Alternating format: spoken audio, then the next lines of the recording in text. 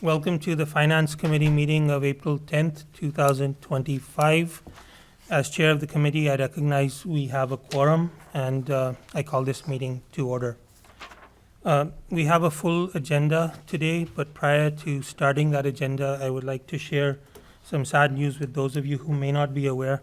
The town of Shrewsbury, we lost a very special member, Greg Honorado. He was the director of IT in Silco. Just last month, he was presenting to us on IT, so it was quite a shock to all of us. And on behalf of the committee, I would like to offer our sincerest condolences to his family, friends, and colleagues. I would also like to ask everybody to rise as we have a few moments of silence in his honor.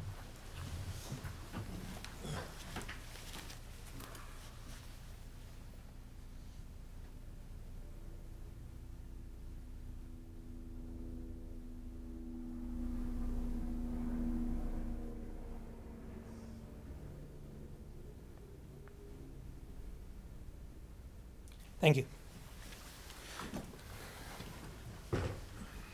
We shall now proceed with today's agenda.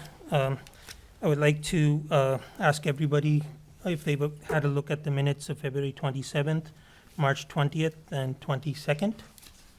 If they have any issues or questions about the recorded minutes. If not, may I get a motion to approve all three minutes? Moved. Second. All in favor of the motion, please say aye. Aye. All against, please say nay. And the motion passes. We shall now move to the town manager's report section. We're going to have a reserve fund transfer that Mr. Mizikar is going to talk about. Good evening, committee members. We're here before you for this agenda item to request a reserve fund transfer in the amount of $85,000, which is needed to cover the balance of the fiscal year as we estimated at this time for the legal services budget, the town council. This has been a year that we've seen a lot of litigation and cases coming to fruition all at the same time. Some of these cases have been pending or in the court system for a number of years, and unfortunately they've culminated in fiscal year 25, which has made a challenge to the budget. So actually, as we received the bill through February, we estimated that that would have eclipsed the entire original appropriation. So the funding that we're seeking is for the 4 remaining months in the year from March through June.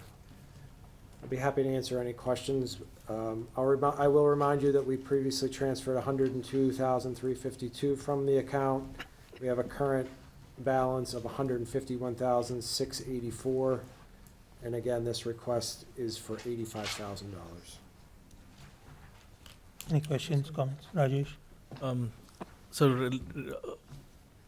Last time, I think during the budget hearing, we said we're all set with the legal counsel's expenses. So what has changed from that to now? So not a lot has changed since then. I mean, there's a couple cases that has resolved itself, and I think that's themselves, and I think perhaps that was the context of answering that question.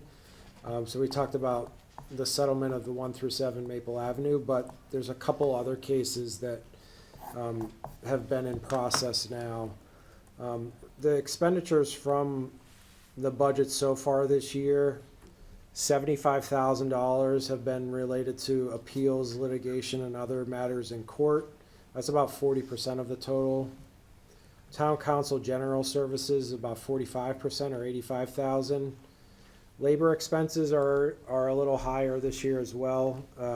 So far, they're about 10% of total expenditures, or $20,600.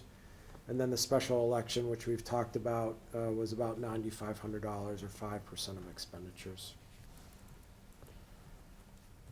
Thank you. Dennis? Do we have anything that we know is coming up in the next 3 or 4 months? Or Well, so we'll see continued expenses within a few areas that are pending with the courts. The town is pursuing legal action for encroachments upon town land on a cluster development. is one of the properties that we pursued because of significant encroachments on town open space, and that is really getting underway. And then we also have a resolution of a matter with a developer who's appealing a requirement to construct an affordable unit within a subdivision. So those two matters of litigation, I do expect to continue to be with us throughout the end of the fiscal year, and we have accounted for them in our request. Great, thank you. Any other, Rajesh? One quick question on that. Where we stand on the Beal litigation? It's completely settled at this point. We're beyond any appeal period that exists for the litigation, the previous litigation itself. Okay, thank you. If there are no more questions, we can vote on this. May I get a motion to approve? Motion to approve? All, second. All in favor, please say aye. Aye. All against, please say nay.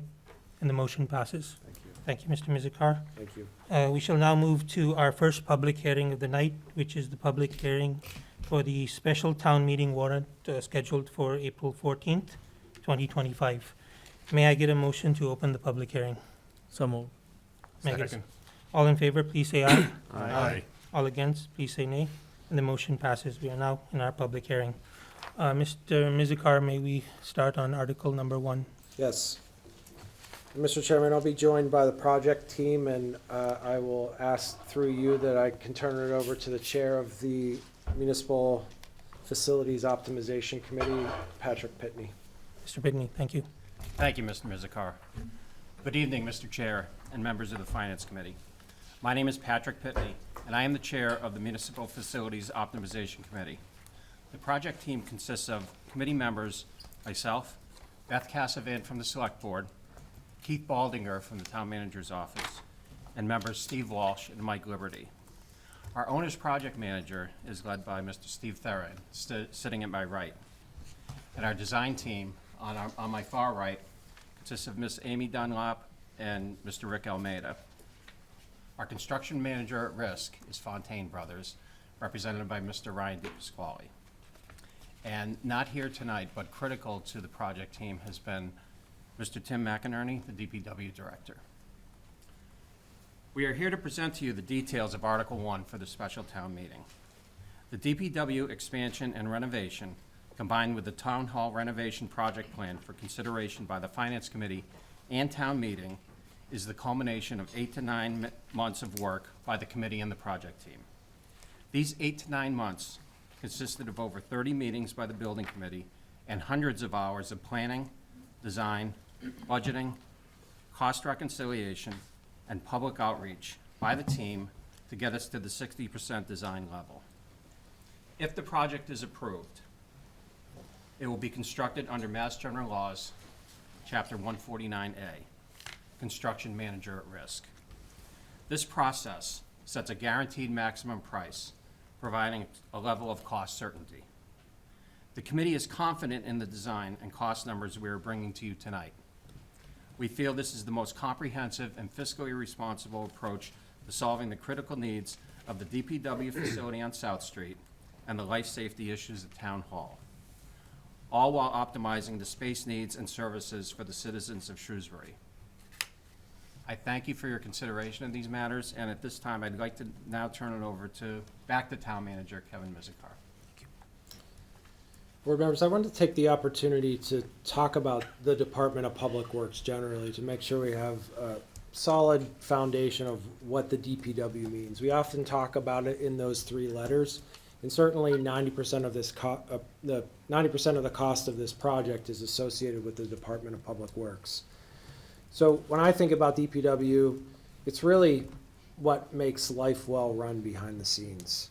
It's professional engineers that design and ensure that the public built environment is safe and durable, and that the natural environment is protected. Think about all the pipes, bridges, culverts, retaining walls that you traverse and are around on a day-to-day basis. It means safely constructed roadways, maintained roadways, enabling commerce, transportation, emergency services during even the most trying weather conditions. It means set aside and thoughtfully cared for final resting places for our loved ones, and places of recreation, relaxation, and bonding where lifelong relationships are made. It means healthy and stimulating environments that we send our kids to every day so they can learn, grow, and thrive. It means frontline vehicles, including police cruisers, are repaired and maintained to respond to our most dire emergencies and needs. DPW is easily overlooked, but it's ever present. It provides clean and safe drinking water, gets rid of all sorts of waste to maintain public health. It's right there when you turn out of your driveway. And they also create that really special place that a kid will score their first soccer goal or lacrosse goal at. So what we're about to make a request for is an investment in the physical space that is home-based for the workers that make all those behind-the-scenes miracles happen, that really makes life well-run. I'm pleased to turn this over for more details on the project to the lead architect, Amy Dunlap. Thank you.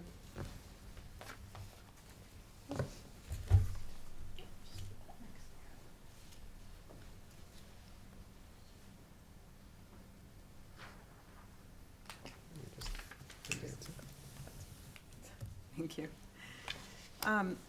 Good evening. Thank you for having us here. So the existing facilities that the DPW operates out of consists of 3 buildings at 205 and 211 South Street. The salt shed is in good condition. That was built recently in 2017, and it serves the needs of the department well. The water and sewer building, which is the building you see in the middle of the slide here, that was built in the 1950s. That building is really beyond its useful life at this point, and as part of this project, we're proposing demolishing that to make way for the new addition onto the DPW garage building, which is what you see in the bottom photo on this slide. That was built in 1976. That building definitely needs some renovations and upgrades at this point in order to meet the needs of the DPW today and into the future. The fuel island, which you see in the upper right-hand corner there, has underground fuel tanks. That is 30 years old at this point. The tanks that have been underground for 30 years. And so there is a definite concern about their condition in the future and what that might mean. And so as part of this project, the proposal is to relocate or to remove those fuel tanks and put a new fuel station that has above-ground fuel tanks somewhere else on the site. The DPW also operates out of Town Hall here at 100 Maple Ave. The administration and leadership staff are on the second floor of this building, and that creates a number of challenges for the staff in terms of oversight with the operations staff at South Street.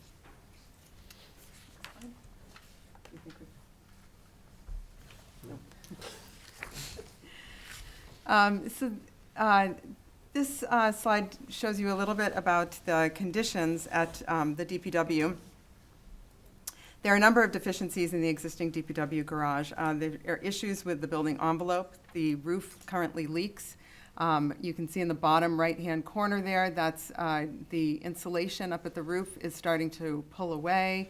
Water is leaking in there. You can see some black spots. That's indicative of the staining that happened from leaks coming through the roof. There are also a band of clear story glazing around the upper wall right under the roof that brings natural light into the DPW, but it's degraded over time, and that's also what you see in that bottom right-hand corner picture. It doesn't let as much natural light through, and it's degrading. There is a lack of proper workspaces and storage spaces, a lack of proper employee facilities. There are no shower facilities for female staff. There's a lack of accessible toilet and shower rooms for staff.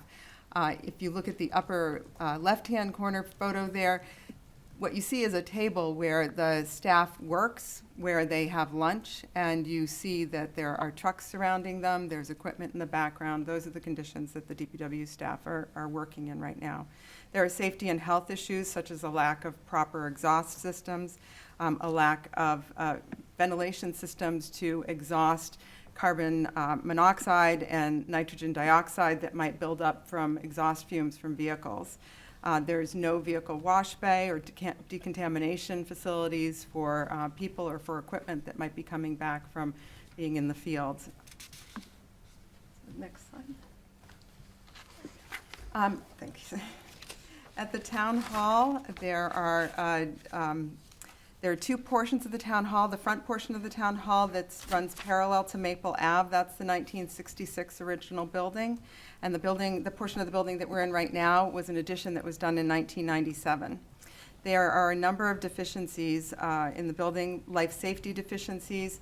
The sprinkler system has not been extended to the 1966 portion of the building. There are issues with the fire alarm system. There are exit signs that are currently controlled with on-off switches on the wall.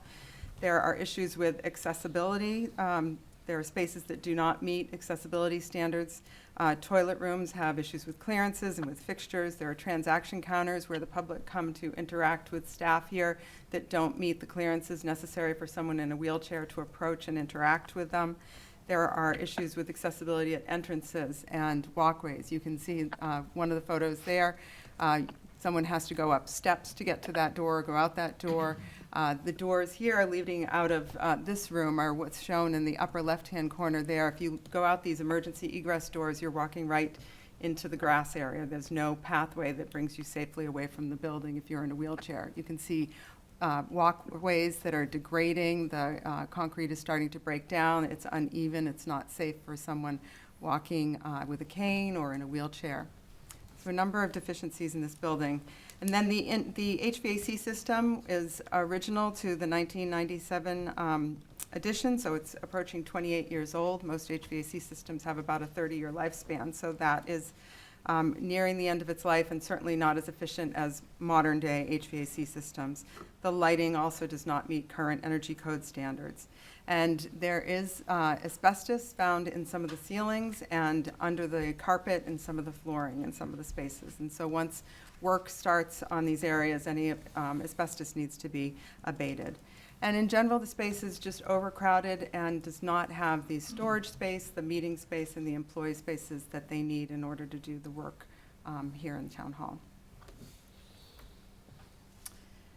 So last year, the first phase of this project began, and that was a programming and space needs assessment and a conceptual design. Most projects start with programming and space needs assessment, and what that is when the design team comes in and learns all about your operations. We do a lot of work, just like other architects, we do work in municipal facilities throughout Massachusetts. We've done lots of DPWs, we've done lots of town halls, and what we see is that you all have similar spaces that you need, but your exact operations are different from town to town. And that influences your workflows and the spaces that you need in order to get that work done. And the programming phase is all about learning your unique operations so that we can propose spaces that will work for you and will help you do your job. So that starts with meeting with staff, interviewing staff, viewing your existing facilities, talking about what your work is like on a day-to-day basis, what it's like on a yearly basis with special events that might happen, special projects that you might have. And then once we understand your workflows and the spaces that you need, we start to compare those with industry standards and best practices, and we can propose what spaces would work for you, the sizes, what kind of equipment you need in it. It's a really collaborative process where we're working with end users to figure out the building bones for the building that we're going to propose to you. And then from there, we develop this program, and that will look to the future so that it will meet your needs looking out 20, 30, 40, 50 years, which is what we're typically hoping to achieve in a municipal building project, is a building that will last a community for 50 years. At the same time, the team assessed the needs here in Town Hall, looking at the life safety, accessibility, HVAC systems, and determining what upgrades were going to be needed. And from there, they could develop a conceptual plan. And that's starting to look at what constraints you have, both in terms of site and existing building infrastructure, and figure out what the opportunities are and how you can use those the assets that you have to their best potential. We start to test the program, test adjacencies, come up with a plan that will work for you. And at that point in time, it's the first time you can really test the budget and look at what you have for square footage and start to test that in terms of what market costs are. And I think I'm going to turn it over to Steve, who's going to talk a little bit about that process. Thank you, Amy. Steve Theron, Owner's Project Manager. I just wanted to comment on the budget process a bit and picking up on some of the items that Amy just described. First, that programming component, and that's when the designer does all the interviews and all, just as Amy described. So all that was done last summer. So that program component says, and again, now and in the future, how many trucks are we gonna fit in this? How many desks do we need in this department? How many lifts do we need? So that's the program. The step that follows that by the designer is to then create a concept plan, a layout plan, and let's configure it this way. What are the adjacencies that work well? All of that sort of thing. And what follows that is, what's the budget that goes along with that? What's the cost estimate that goes along with that? So we went through that process with the initial designer, and what was challenging with the initial designer was the concept plans that were to be delivered weren't ever on the dates and by the dates that the team had set up, and the estimates weren't with the concept plan either that followed that. So that was challenging, and we had a time frame that was very rigid that the team established, and it was always late. And so we looked at that and said, okay, now we have the estimate, it's a bit late, but let's go through this and try to make some sense of this. And we had great examples of from what other projects were used as references, but the problem was the references were against bid numbers from previous projects, and that isn't really how cost estimating works in this industry. Typically, you have an independent cost estimator who looks at all of the items and breaks down a detailed estimate, has a contingency for the design work that it will then be incorporated, a construction contingency, a cost escalation. If you're looking at this as we were last summer and say, we'll probably start in 8 months, so you look at an annual escalation rate and then apply it to how many months out you're actually gonna purchase the job. If it's 12 months, it's 12 months of escalation based on a 5 or whatever % per year. All of those things weren't done in that first estimate. So those are some of the challenges that we had. The MFOC had several meetings with the designer and made the decision that that path wasn't gonna work.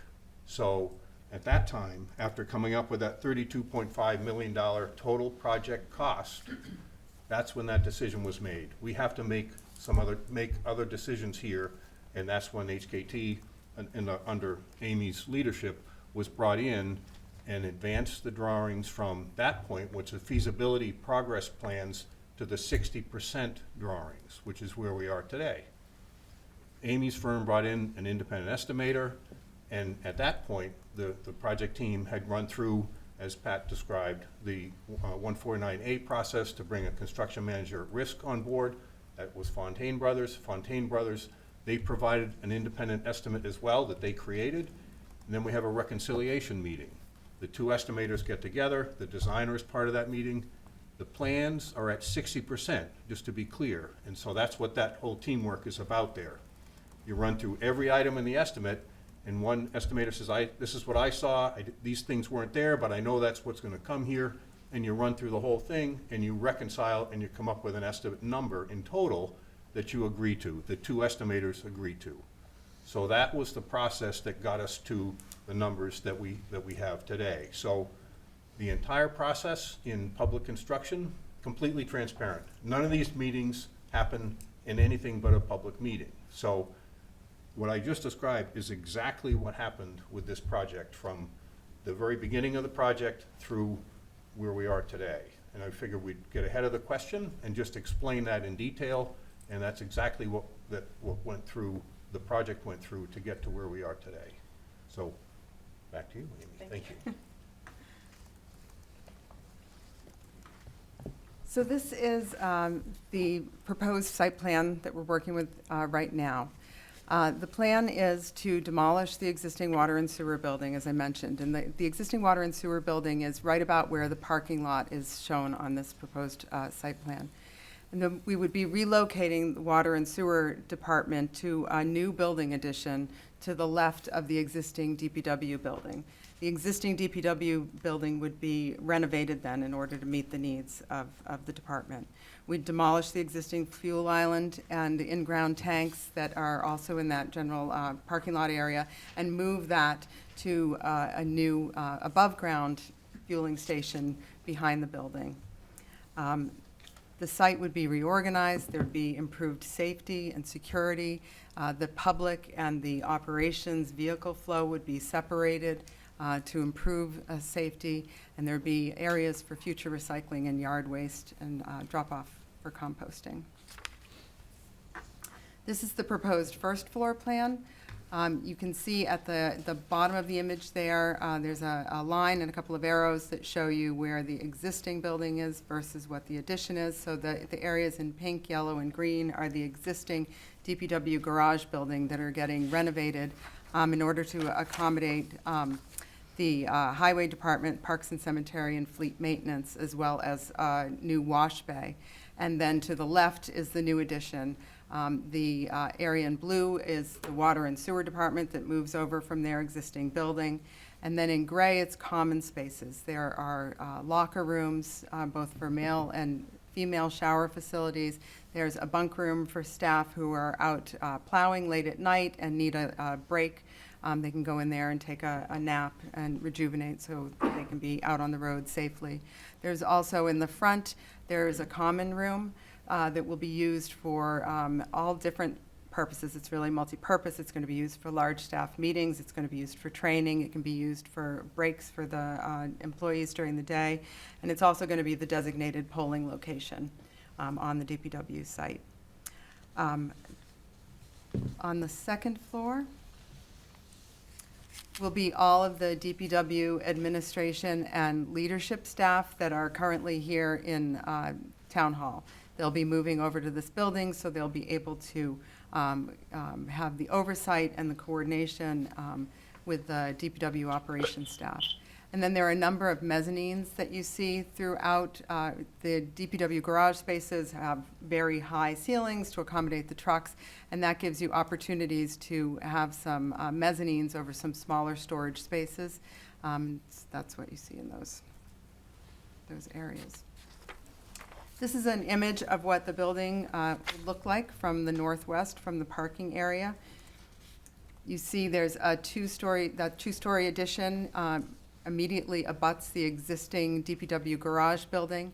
Again, that's the DPW administration up on the second floor. The materials that we're proposing are a concrete masonry unit veneer that would be a similar color to the existing DPW garage, so it would be sympathetic to that. We are going to be replacing the existing clear story glazing that is degrading and continuing that concept in the new addition, so there would be clear story glazing again to bring natural light into the workspaces, into the garage spaces.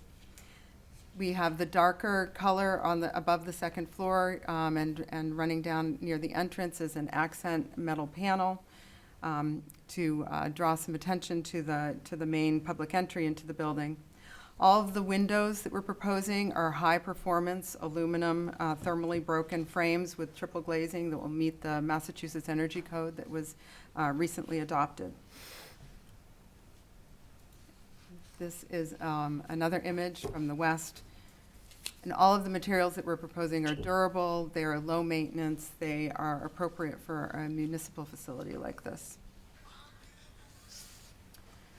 So when we're talking to people about DPW facilities like this, we'd like to remind them that this is more than just a garage. This is a building that's designed to meet the current and future needs of the entire DPW staff. It has appropriate and safe workspaces for the staff, which includes offices, break rooms, locker rooms, meeting spaces, and the bunk room we talked about. It's got maintenance bays that will have proper storages for parts and fuel containment. There is a fuel storage room. They have oils, hydraulic fluids, everything that they need in order to maintain the fleet.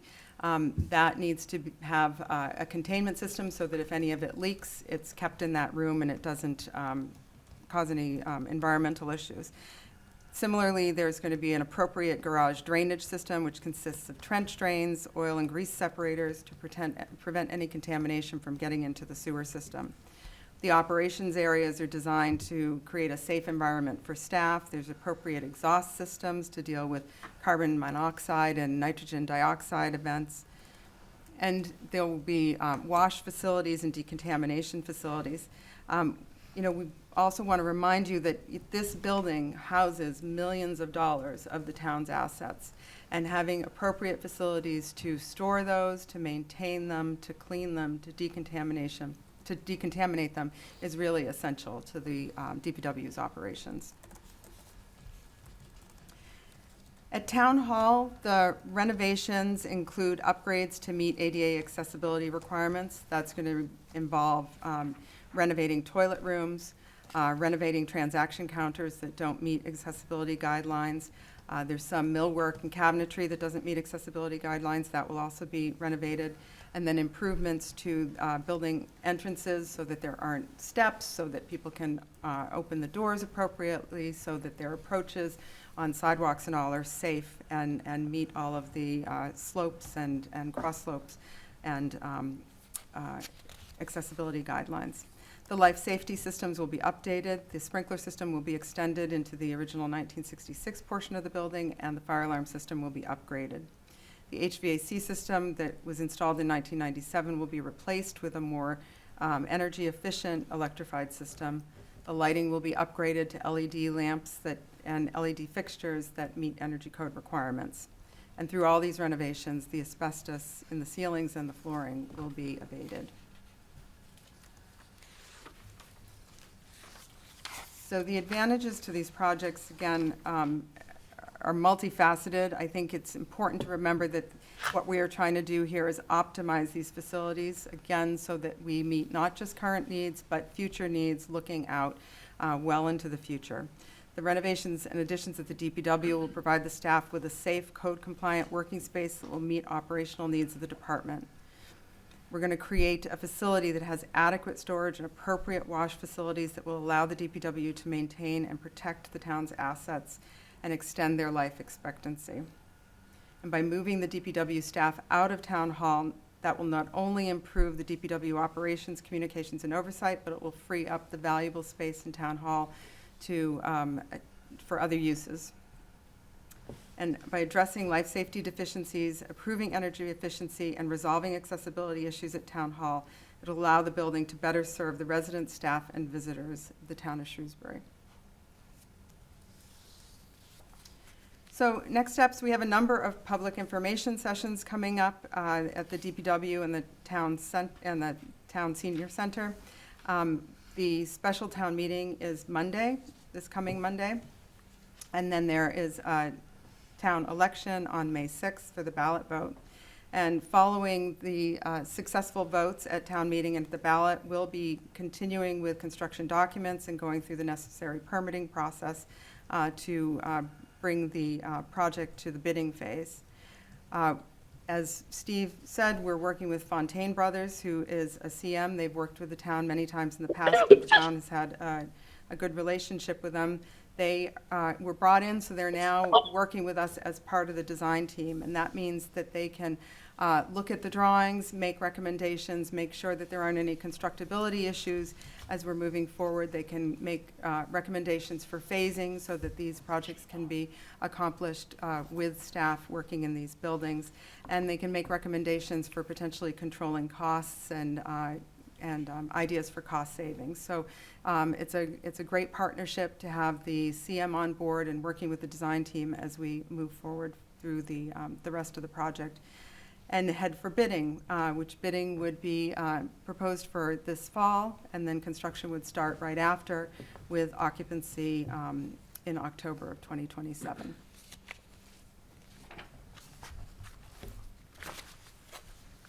Good evening, committee. I want to take this time now to sort of provide an overview of the financials of this project.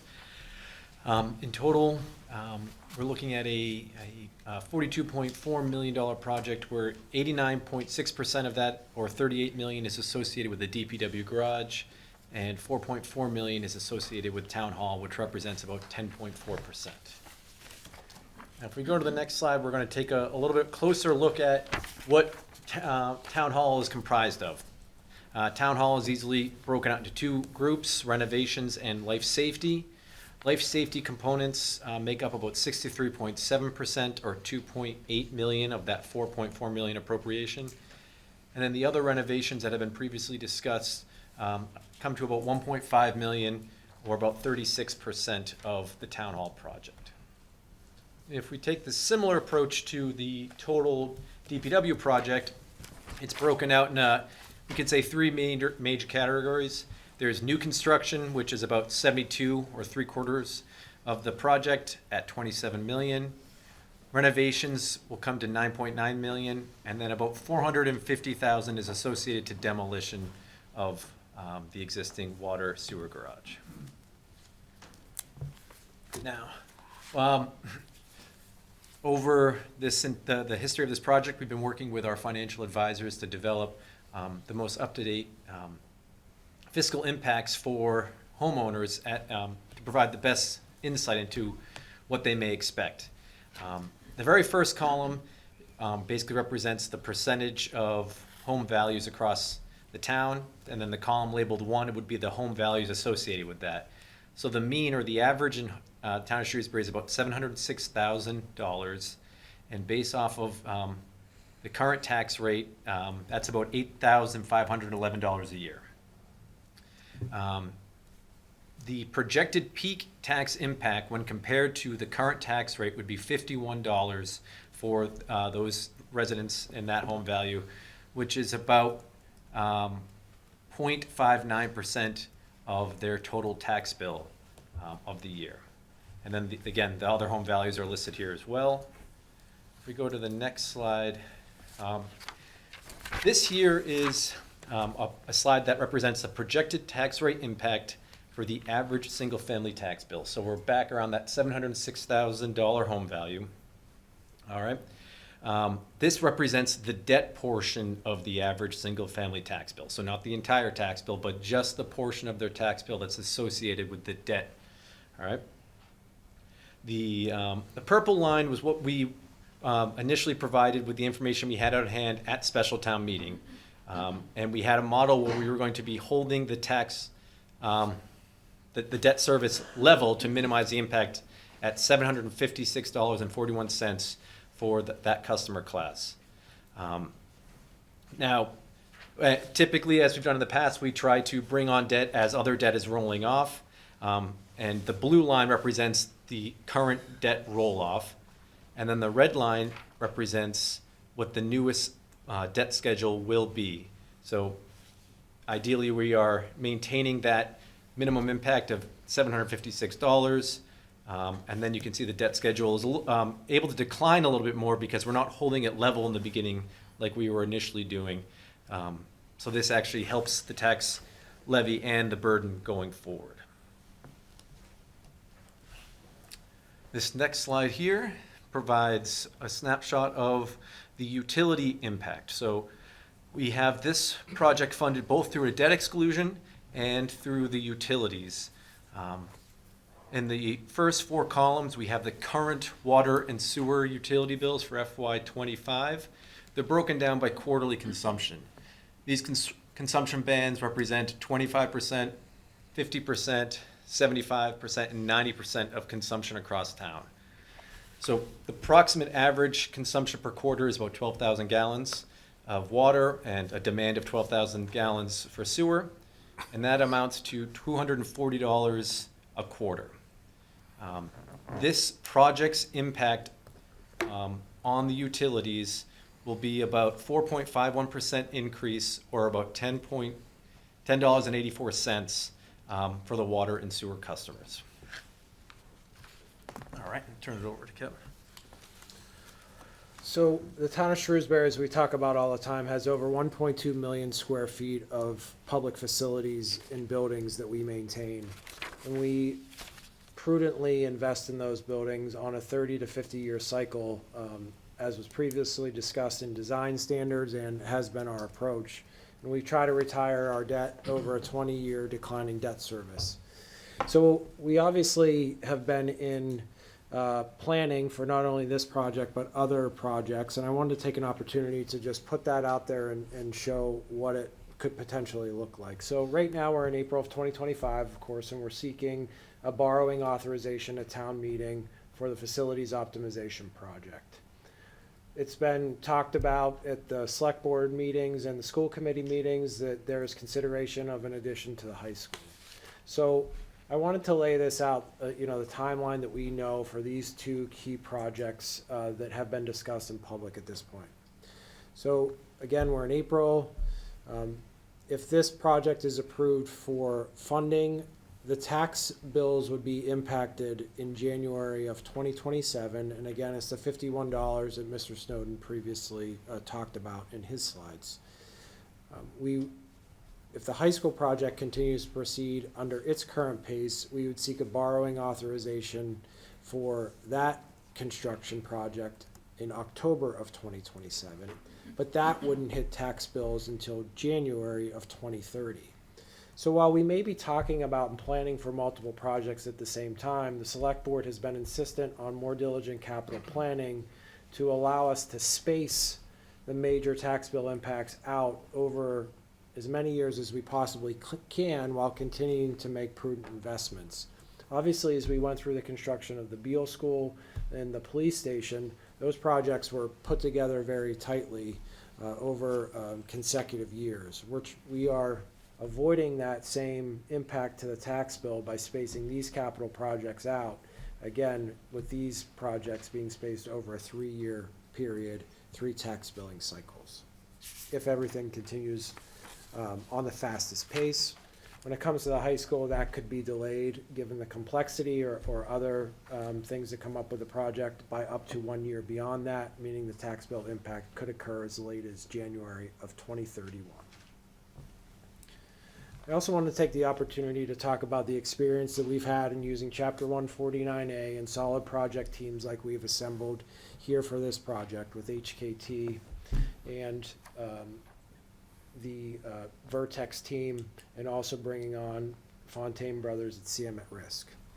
So for the 2 examples that we can most recently describe is the Beale Elementary School project and the police station and public safety radio project. When we went to town meeting for those projects, we requested $59.3 million for the Beale School.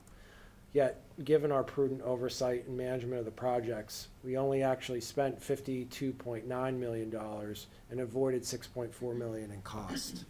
Very similar, the police station, we requested $42 million borrowing authorization, and we avoided over $6 million in costs, spending only 85% of what was requested. That certainly is our approach to capital project management. We know we've assembled a good team to be able to do our best to manage this project within the budget that we're requesting. And we think that Chapter 149A, which sets a maximum cost and places the risk upon the construction manager, puts us in a good position to have similar results with this project.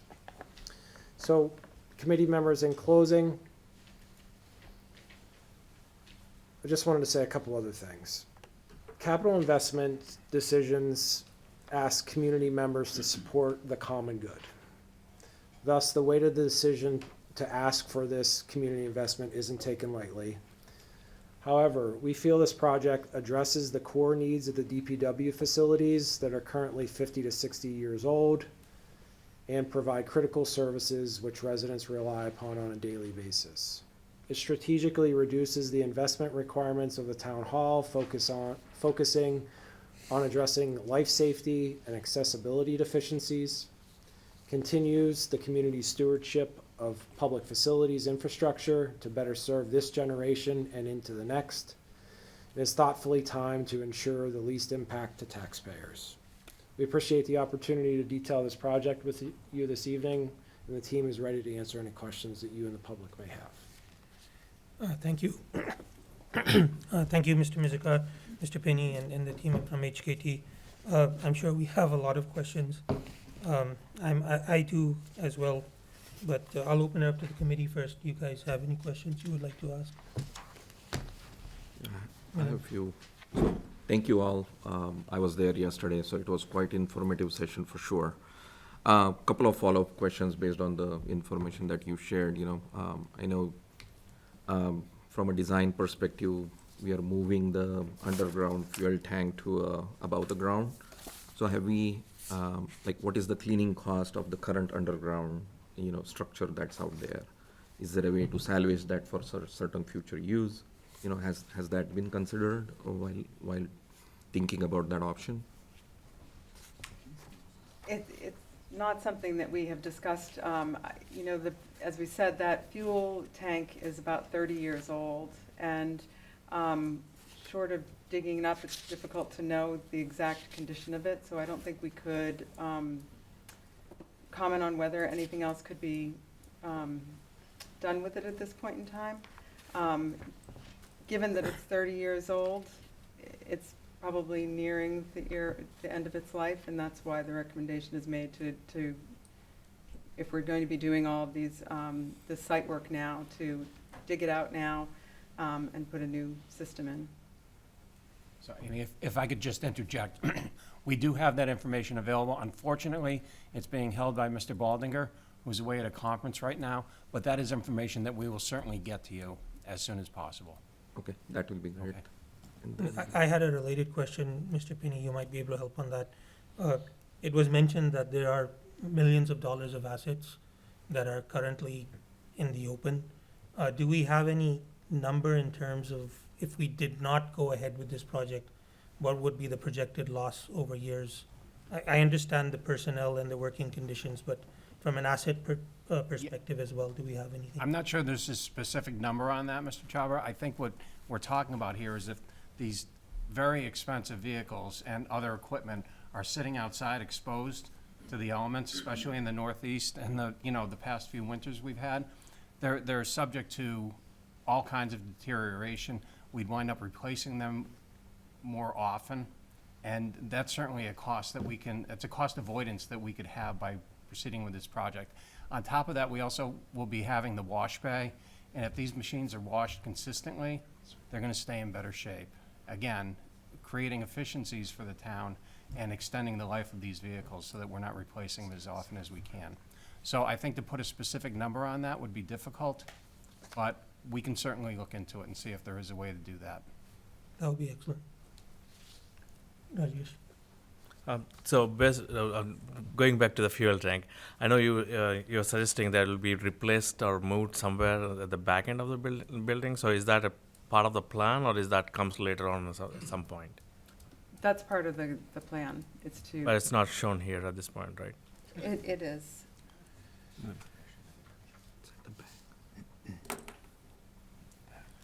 There we go.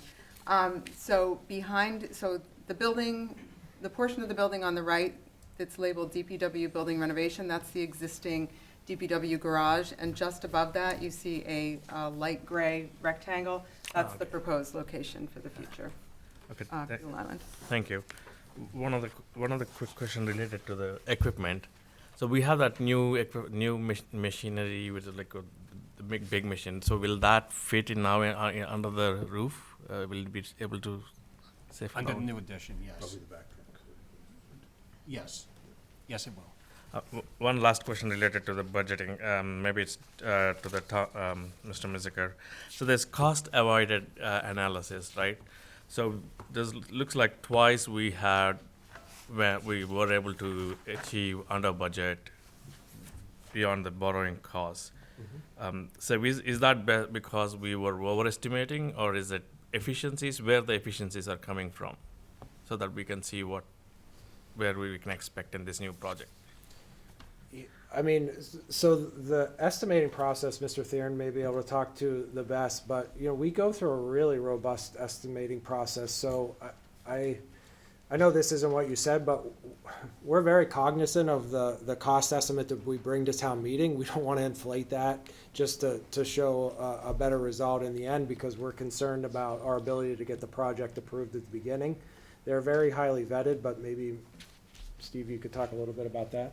Yeah, so what the estimators try to do is have their cost estimate come into the range where the middle bid is. They don't want to be at the low bid because that's risky, and they also don't want to be too high because that doesn't help the project or the town either. So that's the objective of the estimator, so that reconcile estimate is in that middle bid spot, so that when the envelope on bid day gets opened, it is, the bid is within that budget, but not that far within that budget. So then, the objective going forward is to manage all those contingencies. The CM at risk delivery method is an excellent delivery method to manage all the different items that come forward.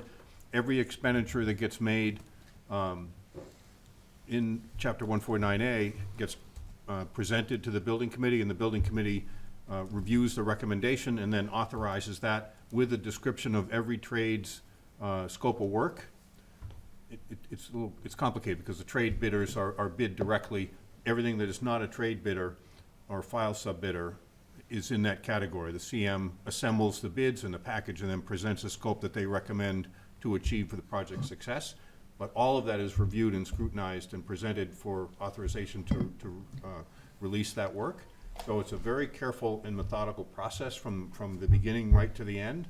So it's that very much a hands-on process that is, strives to save every dollar possible. And the GMP, the guaranteed maximum price, which is the contract, 149A delivery method, which is what we have here, if the GMP is at 10 million, say, and the project comes in at 9 million, that just means that 9 is spent and not 10, whereas in the design bid build, Chapter 149, it's a lump sum contract. So if that contract is 10, 10 is the number. So there are lots of different Right. angles to it, and the team has reviewed all of that to arrive where we are here, to allow for that very careful process after the project starts, and throughout. Thank you. Brian? Thank you. Thank you, everybody, for the presentation. The buildings do look beautiful in the pictures, so I'm excited for that. The cost, just out of curiosity, is there a projected rate being used for the debt? And then, in addition, a 20-year amortization for that? I assume that's accurate. It looks like a total cost of about $90 on an annual basis for the, the mean town member. Is that accurate? And what would put that at risk for it to go up from these numbers given? And I'm just taking the $51 adjustment for the tax rate and then the $40 for the water bill. Yep. So the model we currently have is a 4% interest rate over the 20-year borrowing, and we feel like that again, as Mr. Theron indicated when they do the budgeting as well, we're hoping to be able to come under that. And typically in all the modeling and the projects we've done previously, whether it was the police station or the Beal project, we would be using something that was, maybe 1/4% higher than been able to come under. It's also a declining debt service model, so equal principal throughout, and the debt payments reduce over time. Something So like that. Yeah, he wanted to add something. You said 4% and we're expecting less than 4%? Ideally, I mean, if everything works out, but a 4% is a good number to use, based off of the modeling at this point in time. And again, our history has shown that we've been able to receive a better rates, and that's part and parcel due to, the town's AAA bond rating and the financial strength and planning that the town has demonstrated in the past, and that allows us to sometimes secure better rates. Thank you. So can I just, Uh, answer the second part of Mr. Ganger's question about the tax bill? So this is the difference, right? So the total cost of this debt is about $175 a year.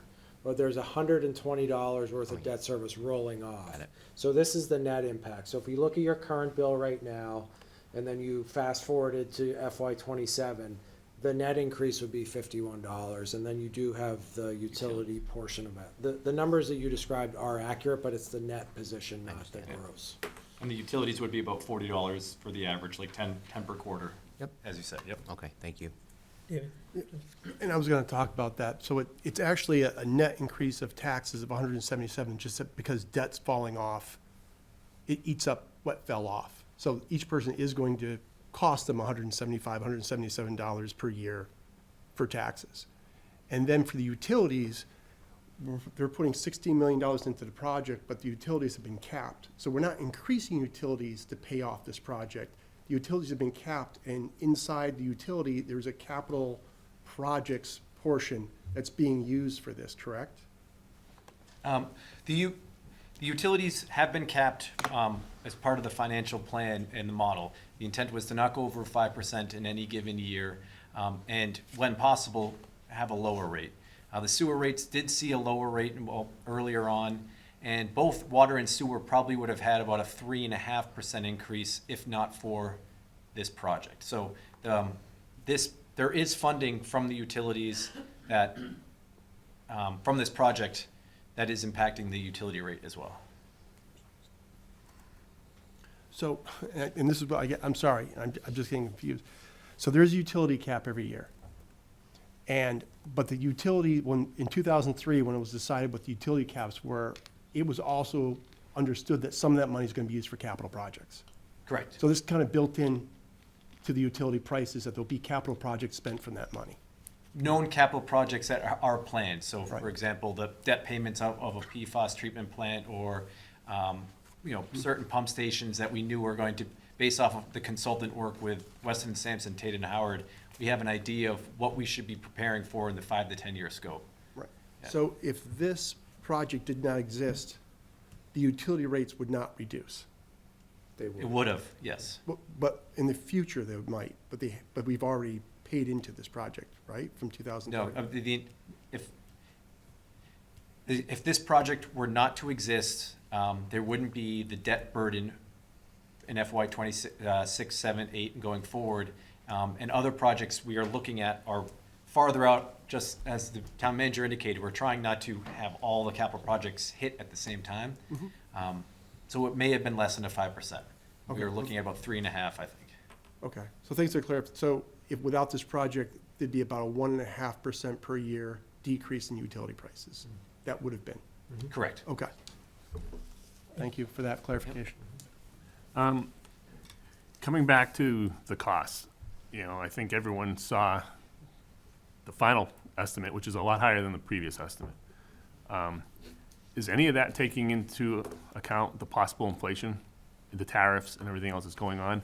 If those 25% tariffs on steel and other building things go on, how are we going to account for that?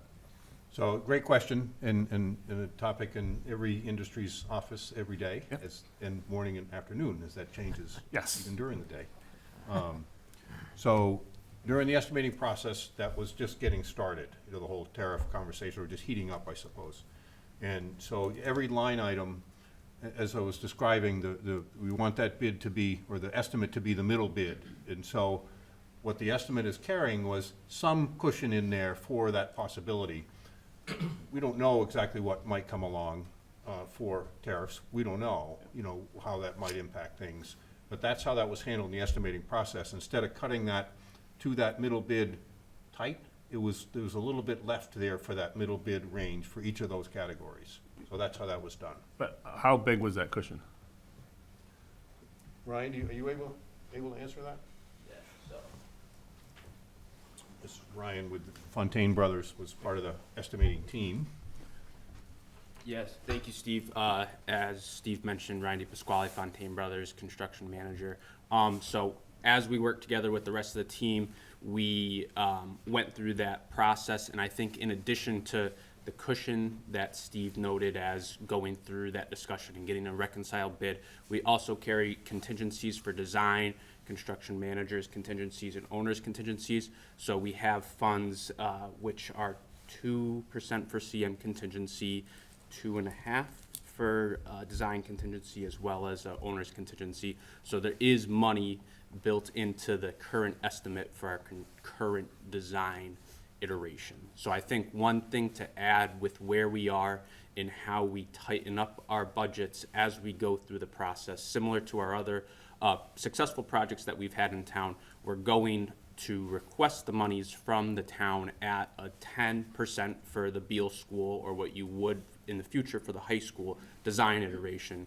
The police station, I believe, was at 10% as well. So we're also going to go through an estimate process at the 90% bid doc design stage. That will be the next stopping point for the design team prior to the 100% construction documents, where we complete our GMP estimate, we have our final bids, and that is where our final number comes in.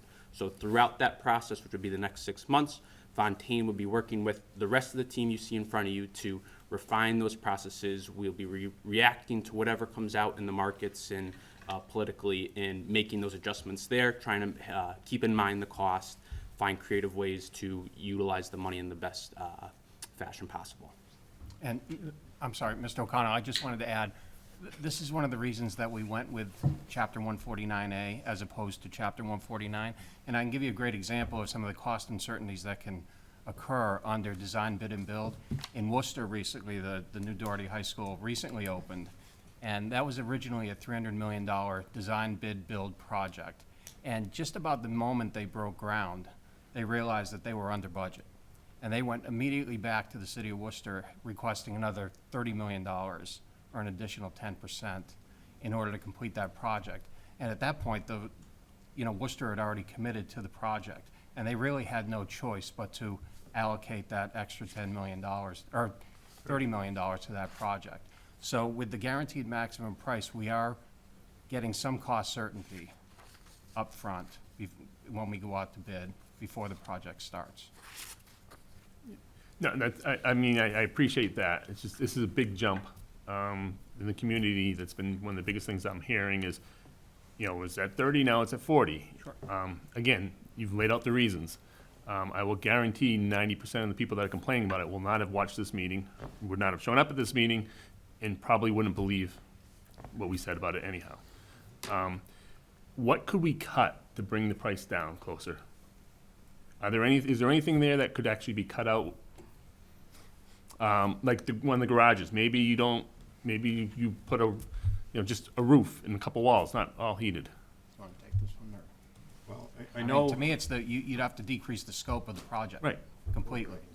Yeah, but that wouldn't fulfill the program, and it would not provide optimization. We were charged with optimizing the space needs and the service needs for the town.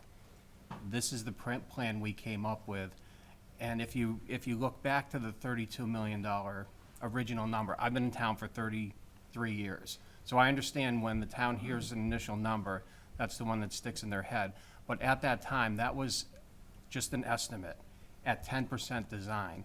We have since taken that plan from 10% to 60% through the generosity of town meeting, where they allocated us $2 million, thankfully. And we've been able to mature those numbers. And while we were, we didn't expect it to come in at 42 million, that is the actual real number now. And by decreasing the scope of the project and the programming, I don't think we're benefiting the town and helping to its maximum potential. In addition to that, I think you're not looking, we may not be looking far enough ahead, because in 10, 15, 20 years, we'd be looking at possibly doing another addition. We'd be looking at other renovations. So by handling the entire project now, with this cost certainty that we have, I think in the long run, it's going to be cost savings for the town. But you don't actually have a number that you think that would be. No, I do not. Well, we And could, everything there is definitely needed. Absolutely. That's the way, I was involved with the police station as well. That's how we handled the police station. Every time we found something where we could try and save some money, whether it was buying steel early and securing the price there, we did. And we will be going through the same process with this project at each and every meeting. And we get, from the owner's project manager, we get either a weekly or a monthly budget update. We question all the expenses. We make sure that they're justified, and then we approve or not approve that portion of the budget. I guess my last, two questions actually. One would be, what about the town hall piece? Could that be postponed? That's $5 million? Could we? Sure, could it be? Certainly. Could we take that out of the scope? So if the HVAC shuts down tomorrow, then that money comes out of operating costs, and something else has to be sacrificed out of the operating budget. That's an if. It is an if. But you're talking about an if on a 27-year-old system. Maybe we should have maintained it better. Mr. And one final question. You showed 2 projects. How many projects were there that you could have shown, and what would the numbers have been on those projects? Were they all under budget? Was it a mix of under and over? So, happy to talk about that. So we picked the 2 most recent projects, but the ones before that, which was the library project, the Sherwood Middle School, and then 2 significant HVAC replacements at Floral and Spring Street, all came in under budget from what the town requested. I So- wish you had shown all 5 though, because that's a much more powerful story if they've all come in under budget. Yeah, and I'm happy to do that, and we can take that opportunity to do before town meeting, but we didn't cherry pick projects. We picked the 2 most recent projects. Those projects were all done from 2019 to current and reflects more of the current market. We have maintained this HVAC system to the top standards that we possibly can. I don't know who can argue with a 27-year-old system. So I appreciate your comments about what we could exclude. It's really pennies on the dollar. If you take the $4.4 million from the town hall and set it aside, you lose the optimization that we're getting from creating office space at South Street. And you're gonna take the tax impact, the net tax impact marginally down. Maybe it'll go down $15 or $20. I'm happy to run that analysis. $5 if it's straight across the board because it's 10% of the project cost. So the select board looked at 4 different alternatives prior to making its recommendation to move forward with the full scope. It included potentially removing the fuel island, looking at removing the office space at South Street, and then removing the town hall. Those chunks from the town hall, $4.4 million, removing the second floor office space at South Street is $3 million, and the fuel island is $1 million. That core building that you see, which is the heart of the project, is the vast majority of the cost, and everything else is incremental. To your question about what the cost may be, the police station was bid and started construction in 2021, and through the great support of this team and Fontaine Brothers, we repriced that out. And that project went from $35 million to $60 million if we estimate it today. So that's an example of the cost savings or cost avoidance that you could look at if you wait just 5 years for a project like this. I know these are extraordinary times and maybe the inflation isn't what we may see in the next 5 years, but we also don't know, it could be worse. So Kevin, I had a follow-up on that because there's a lot of, people I talk to in the community, they have concerns that, it's not specifically with this project, but the police, that we overscoped it, and we're probably doing the same over here in the DPW. So what would you say to that Yes. sort of criticism? So We have too big a police station Yep. as opposed to our needs. Yeah, so, we built a police station that we designed for a 50-year life. And we don't use every square inch of that building. But if we're using every square inch of it in 2025, we don't have the opportunity to, grow with the community and expand as we need over the next 50 years, and we'd come back to do additions. This project doesn't really require the additional square footage that, like the police station did for 50 years of growth. So this project is focused on a 30 to 50-year horizon, but, it's not something that we could just go lop 10% or 15% off and fit all the equipment in. We're really constructing space to meet the equipment that we have now, not thinking that we're going to add a significant amount of large equipment over that 50-year period. The police station is a human capital-based facility, and this is more of an equipment-based facility when you look at the overall square footage of it. Did you say we are looking to add more equipment, or we're not looking to add a lot more equipment? We're not looking to add a lot more equipment. Well, I would kind of go back to that point. Are we sure we're not going to need more equipment? Town is still growing, roads are still growing. Again, because then maybe you're doing an addition in 15 years. I know I can speak to the programming effort that was done last summer and the conversations with not only the DPW leadership, water sewer leadership, but also staff. That was the conversation. What is it now, and where is it gonna go? Is it adding 2 people is it adding X number of trucks? So that was the conversation that generated that program, that then generated what that floor plan included. So that's exactly how they go about that, and that's how this happened. So they're saying we're not gonna add more than 2 or 3 trucks in the next 50 years? I can get a better answer by I would going ask through how that many we program. added in the last 20 years.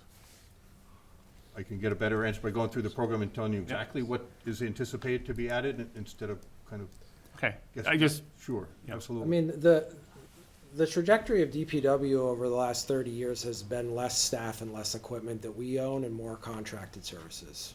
yeah, that's why I'm asking these Yep, questions, yep. because, you know, I vote yes for this, and then if I don't, in 10 years, we gotta add a building for more stuff, I'm gonna feel pretty foolish. Understood. David? So unlike all the other projects we've done in the town, these buildings for decades have been used to store and maintain vehicles, which innately has hazardous material. I know there's been surveys done, but because I worked in a gas station in the early 80s, and we did not handle materials the way they do now. If a hazardous waste that was undiscovered occurs, who's responsible for the cleanup? Is it the at-risk, or is it us? So that would be an unforeseen condition, and so the general contractor, the construction manager doesn't own an unforeseen condition. He owns the conditions that are known. So we own it. Yes. And we can all agree that that is much higher percentage of happening at this facility than any other facility we did in the town, correct? I can't speak to other Well, facilities. I mean, the new school, the new police station weren't built on a site where maintenance and storage of vehicles since the 50s. And knowing the 50s, 60s, 70s, and early 80s, may not have had the same standards of storing these materials and disposing of these materials. I'm very concerned that we're gonna get hit, we dig up, and then we get hit with $15, $20 million of cleanup.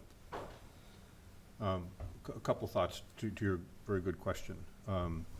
Keith knows the details of that storage tank better than anybody does, and so we'll get feedback from Keith, and that'll be provided. What we more typically run into in an unforeseen condition on a project is ledge, because that's everywhere, and you can poke as many holes in through borings or test pits as you want, and you're still gonna find some where you didn't, so you can't test and drill everywhere. So, but here, we know exactly where the addition outline is gonna go, and there are several pits and borings done within that footprint area. So we're very comfortable that we're not gonna hit ledge in that area.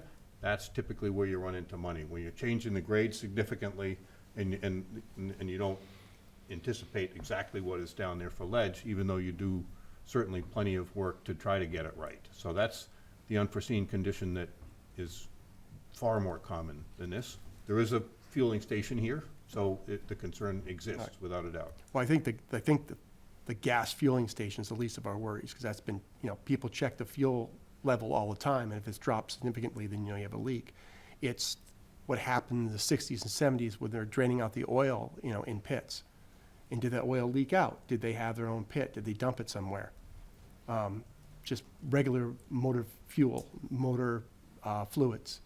That's my concern. And again, we start dig stuff up, and then we're in it for a lot of money. We did do a hazardous survey, and with that in mind, water sewer building, because that building will be removed as part of this project, and didn't find that any evidence that you can see, which is a typical way you go about this, to look at that, by professionals that do that.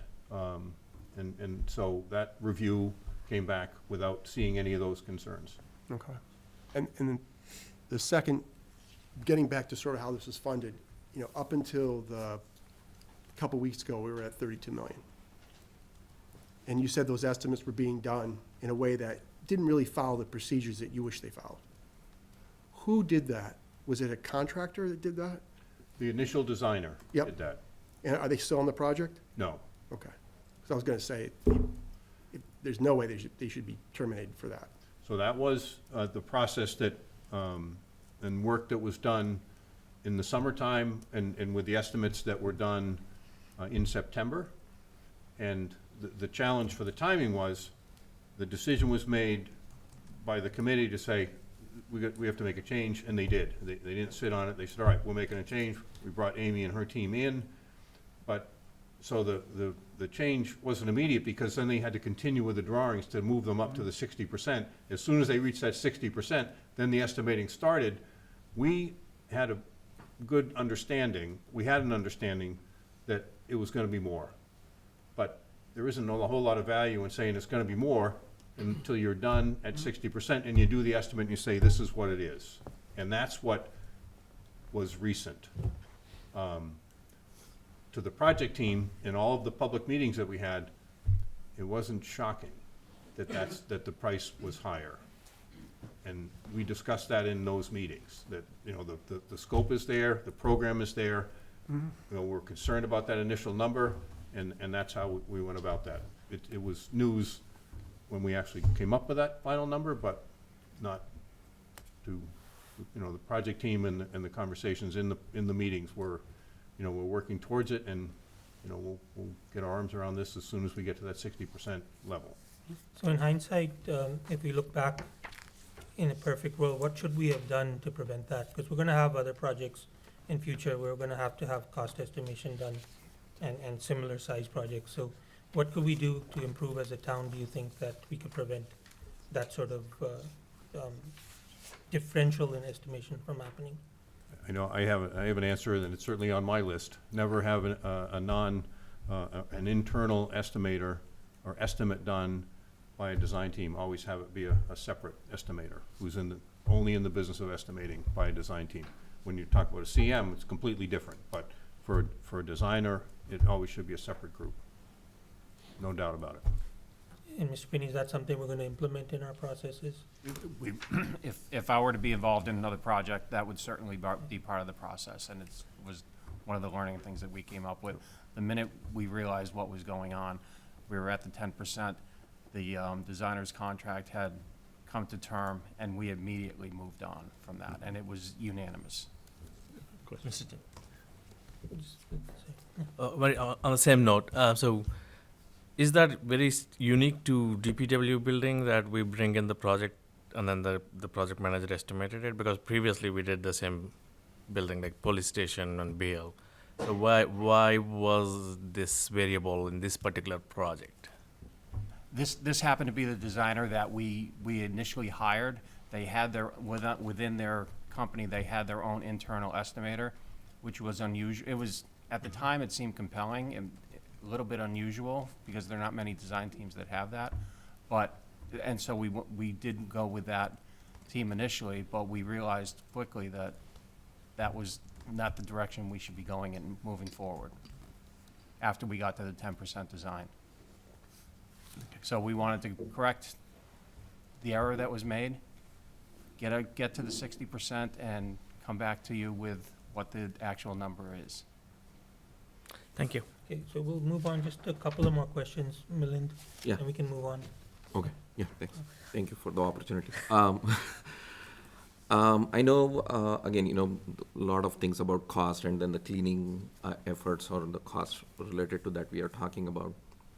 I think currently the approach, the way I'm seeing is like we are adopting a hybrid mode, right? Like we are salvaging or repurposing one particular building and, you know, adding another. There is another option could be like just demolish everything and just build ground up. And other could be like what Ashland and Hopkinton did is like they identified a new place, completely new land, and built another one. So did we consider that kind of an option, or we don't own that kind of another acres of land there that allows us to do that? I can speak to what was done, which was the evaluation of the condition of the current buildings that were there, the salt shed included, which is in very good condition. It was deemed the DPW building was in good condition, and that's why the renovation is happening to that building. So that building itself is staying there, and it's being renovated. The new building will be adjacent, connected to it. And the water sewer building was reviewed and deemed to be not something that would be worth renovating for several reasons. One, the layout of it. and the garage directions are at 90 degrees from each other, and the efficiencies of that, or the inefficiencies of that.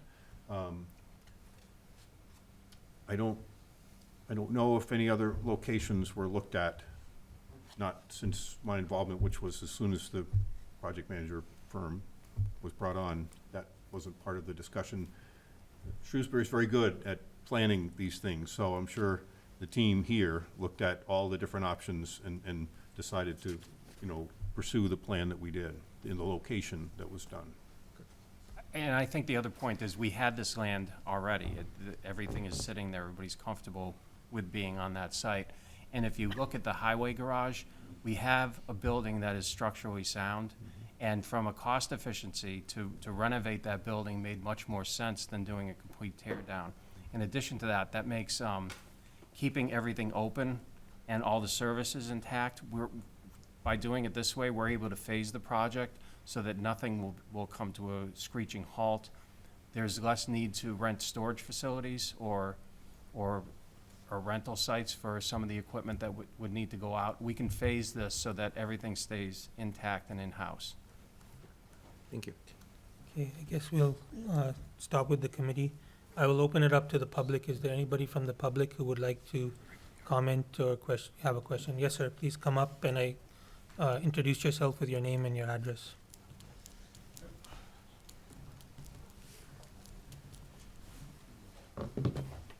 Chris Kirk, 40 Westwood Road in Shrewsbury. I visited the site, the garage, and the water sewer building yesterday. Got a nice tour by the employees with lots of details, and I poked into every closet and every bay there.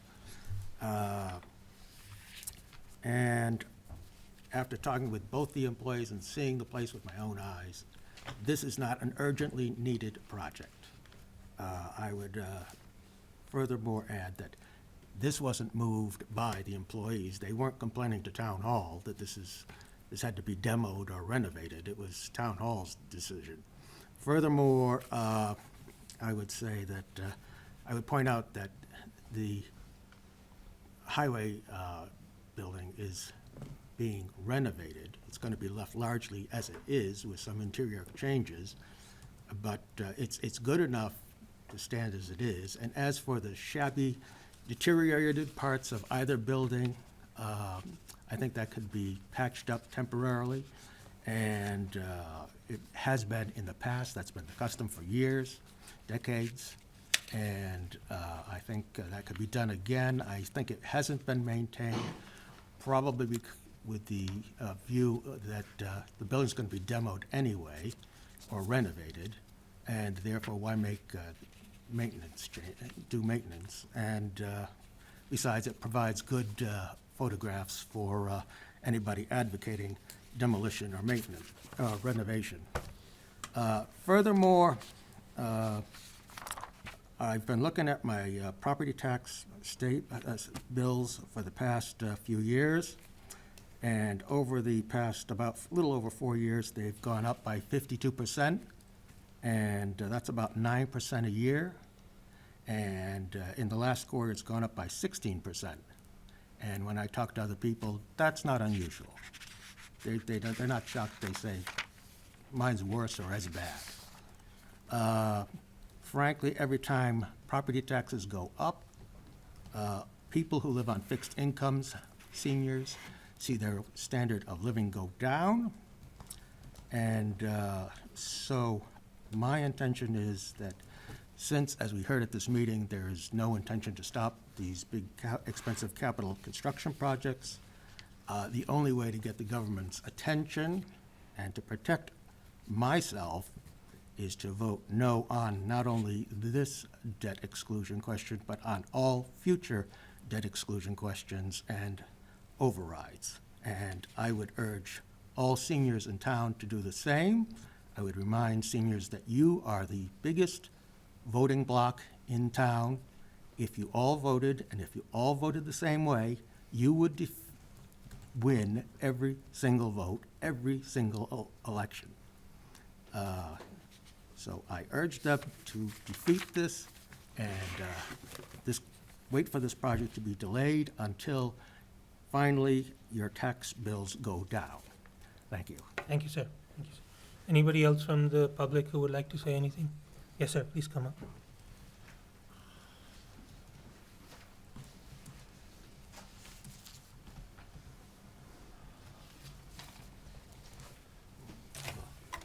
My name is John Segelnick. I live at 25 Lexington Road. I'm a precinct 2 voter, and I'm also a town meeting member. I do have a few questions, but I guess I hadn't planned on making any comments, but after all that's been talked about, I think I need to make a few comments. My background, for those that don't know me, I've been in finance my entire career. I'm now retired. I was in the manufacturing finance function for a majority of my career. I've been involved in probably over a 25-year span, again, on the finance side, constructing about a half a dozen buildings. My feeling is buildings are cheap. You put up a building, it's there, it's good for 50 years. If we have one too many bays, so be it, okay? It's much better than having to go back a second time and do additions, because I've been on both sides of that coin also. So the cost of having to do an addition 10 years later is significant. Having said all of that, going back to the cost of this particular project, you know, we talked about the projects going all the way back to Sherwood. All those things being equal, let's assume there was no cost escalations, there was no inflation. This project would cost you more.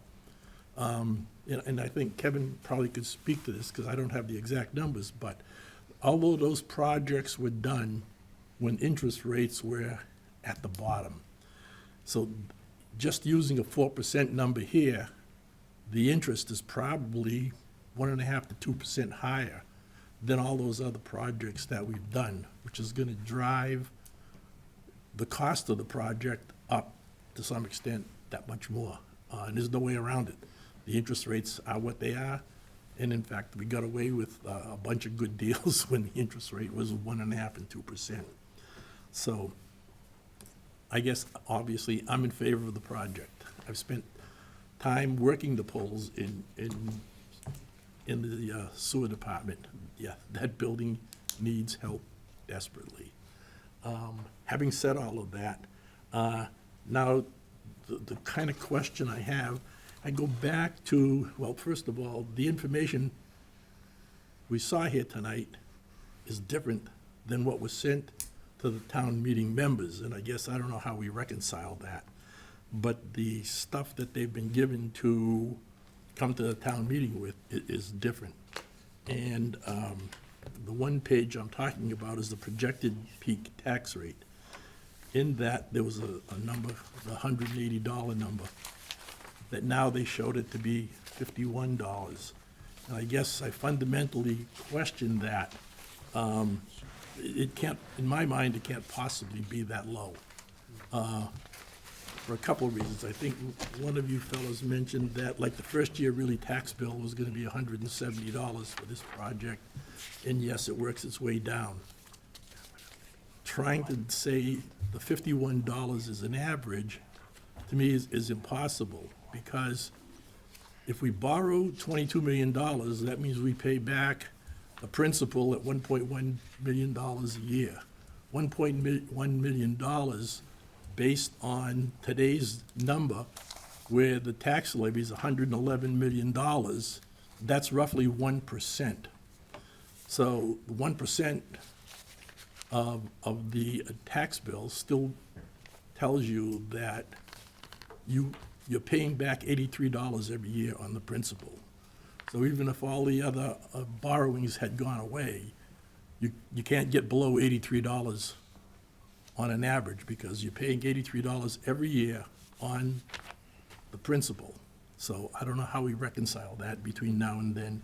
I guess I would like to see a schedule that says, you know, here we are in the first year of the borrowing all the way through, where the numbers slide down in how much it is costing for this particular project.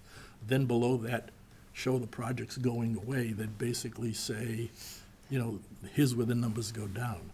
I mean, you know, you put that up, but that's a confusing number, I guess, as opposed to a spreadsheet with actual dollar values for the projects. I guess that's my input. So, I had other questions, but, you know, you fellas did a good job asking some of the questions I had, so, thank you. Thank you, sir. Are there any other questions from the public? Can- Yes, Mr. Mizikar. Yeah, yes. just address what went out versus what we're talking about tonight. So we're talking about the difference of gross versus net, right? So what we showed this evening on the slides is the net impact on the tax bill, which we talked about. But to Mr. Sigelnik's point, in 2025, the current tax year, our debt service, which is on the exempted levy, which this is on, is $9,265,000. In 2027, when this will come on, that number drops to $8,012,000. So we lose $1.2 million in debt service obligations over these, 3 fiscal cycles, 25, 26 to 27.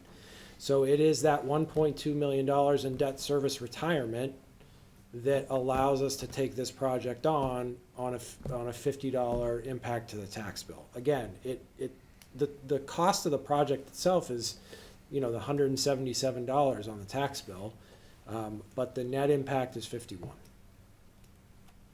Yeah. Yes. Thank you. I think what Sonelnik is saying is it'd be really good to see Sure. those drops, because I understand, I mean, it's prudent. Something's coming off, we need another capital project, we put it on, and hopefully we can put it on for lower than what came off. Sometimes we will, sometimes we won't. But I think it'd be good to maybe get out to town meeting members as well ahead of time to say, listen, this is why we're doing it, and this is why we're spending this much today, because this much is coming off. And then we can decide whether we agree with that or not in town meeting. I mean, the chart is nice. I took a second because you have the 3 lines, but, the blue is the current debt service, Correct. right? So, and you can see the drops at 27, and then 32, and then 33. So, thank you. Okay. If there are no more questions from the public, we can close. That was the only article in this particular warrant, so may I get a motion to close the public hearing? So moved. Second. All in favor, please say aye. Aye. Aye. All against, please say nay, and the motion passes. Thank you. We shall now deliberate on what we just discussed, Article 1. Does anybody from the committee wish to make any comment or question before we, or discussions before we vote on it? Rajesh, are you raising your hand? No. Okay. Dennis. Say, thank you for the presentation. You did a very good job, sort of explaining, answering my questions. I appreciate that. I am a little worried about what we're spending on it. I won't, not say that. The question is, what I think as a committee we have to come to is it a worthwhile expense now? Is it gonna cost too much more to delay it? I did ask the question, and I would still hold out that question if there's something we could delay or remove. If this does pass through the period, I'd appreciate that being done. I think the building I know the building was not maintained very well down there. I know that they were repairing it themselves. I know one of the DPW workers that repaired the roof 4 times in his 8 years working there. So, yeah, there's issues with that building and it needs to be repaired. So I just want to say that's what I think we're voting on is. So I would like to, sorry, Dennis. No, David, please. I'll just make a few comments to the committee since we're deliberating internally. I'm going to vote yes on this, basically because I understand the cost is high. There was some miscommunication, some issues as far as the cost estimation was concerned, and hopefully going forward, we're learning from that as a town, and we can improve on that.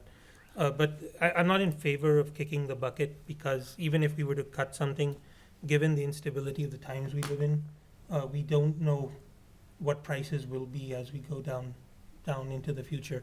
And we may be paying double or triple what we're paying actually now. So given that it's a guaranteed price, and I know it is, there are many other components to what we're going to be paying in our tax bill, and we'll be discussing that in future meetings as well. But this is something that given the hazardous nature of, in which our employees, both DPW and our town hall employees are working in, and the age of the system, the age of the buildings and the loss of asset value. So that's what is pushing me in favor, but I'll let David, you can say something. Yes, sir. So, I think this is a safety issue. And what this committee is recommending or not recommending that town meeting put this on the ballot for the public to decide if we're gonna do it. It is $177 additional tax plus utility increases. It was good that we were able to fund, basically, fund this building through free cash. And use $4 million of free cash plus the sale of easements to Centec Boulevard. I do think that if we are going to do this, we should make a commitment that we're going to find ways to reduce costs to people through the budget process, through, the fees they pay, through other things. So if we say, look, we want you to pay $177 of additional taxes, we really need this, then we should go back and look at that budget and pull out some things, like the fees and other things that would cost to the public to abate that. So the equation is equal. If we're gonna put the $10 million that we didn't know we're gonna have on you as a taxpayer, then we, on this side, are gonna take some stuff off. So it'll even out, because there are people who can just barely make their rent, who are on fixed, people who can't afford that. So I do think I am gonna vote yes with a commitment, though, that we have to find some things to cut on the other side, so we're not constantly charging higher fees and higher things to people and piling it on. And I hope everyone else here does understand that. If we're gonna say, hey, pay more for this because we need these buildings, then we'll take off some things over here, so the money out of your checkbook changes as least as possible. Rajesh? So I do agree that the cost is never going to go down. It's a year over year. It's always an increase in the cost. No matter if we wait for one more year, obviously it will be much more higher costs and lost opportunity for that 1 year. But I'm also struggling to see the balance where what's the tax impact on the set budget, set income, fixed income families. But given the growth and the need for the community, I think I'm gonna go in favor of this warrant for now. Yeah, so I share the similar sentiments. I do agree, the price tag is definitely high. It's on everybody's mind. But there is, I visited DPW yesterday and I saw it, in detail, what they are going through. One of the story that fleet management team shared with me is like, if they have a storm coming in, they know what equipment needs to be placed in because they are so tightly parked everywhere. But in case of emergency, police department calls and they need certain vehicle that is not parked in a right place. Like one of the incidents that happened is to remove 3 vehicles that they want for the police emergency, they had to move 6 other vehicles. So that's lost time. You cannot put a price tag on that. That's the efficiency I think this committee is trying to bring to the table. And I would love to vote for in favor of this. If somebody at the town hall meeting want to split what's nice to have versus must have, I think they should go through these kind of details and find out like what it really means beyond the price tag. And I do agree with the sentiment that we have to offset. There are a lot of families which are on fixed income, tight budget. What we can do to support them. So Kevin, are there things that low-income people can take advantage of to prevent being affected by this? Yeah, absolutely. So everyone has that opportunity to pursue tax abatements and exemptions through the assessor's office every year, and we do process those for every individual. It's It's a formula-based process that, is based upon individuals' assets and income, and those abatements are processed, and seniors have the opportunity to participate in our senior tax work-off program, which provides, I think it's a $2,000 or $1,000 exemption off of their bill. I'm sorry, I'll get that exact number. But we do have those options, and we have those options to the fullest extent that's allowable under the Massachusetts general laws. We've also, the past couple of years, adopted credits for those individuals that meet those same exemptions, receive a reduction in their water and sewer bills as well. So that was newly introduced. So the quarterly consumption, the quarterly meter charge, $20 a month for most residential uses, is comp from each utility if they meet the same exemptions. Thank you. Brian, you got We just, last comment? last comment is, it's not only, the lowest income among us, but it's also the businesses are gonna find higher taxes, and they're gonna pass that on to the consumer. So it hits everybody every time we raise the taxes and we raise the utility rates. So again, I just want to reiterate, I am gonna recommend that town meeting send this so it can be voted in by everyone in the town. I think it's very important, but I also think we really gotta make a commitment to lower something on the other side, and not just every year raise everything we spend. You can't keep taking, you gotta give back to the community, because the people who live in the expensive houses that lost their job are still feeling it, but they're not gonna come down and ask for an abatement. So I think we have to look at it, holistically around the town, and that's the last thing I'll say on that, sir.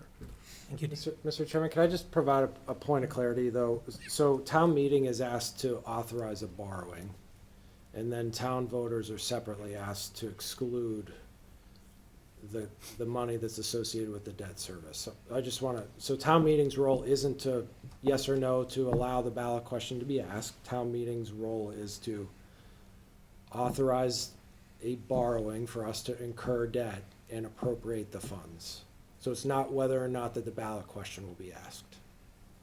Right, and just one clarification, and I believe if we do not pass the borrowing, this project stops. Is that correct? That's correct. So yeah, But the ballot question would still be asked. right, it will still be there, but, and that's the key, right? The ballot question is the final piece of this project, Yep. if town meeting approves it. So, It's not an if. well, if we don't approve, If you don't approve the borrowing, it doesn't mean the ballot question won't be asked. I just want to be clear, that you can't move the project forward, Yeah. but the ballot question will still be asked Right. on May 6th. Yeah. Okay. I appreciate that. Sure. Okay, if there are no more comments, we can proceed to vote on this. May I get a motion to recommend Article 1? So moved. A second? Second. All in favor of the motion, please say aye. Aye. All against, please say nay, and the motion passes.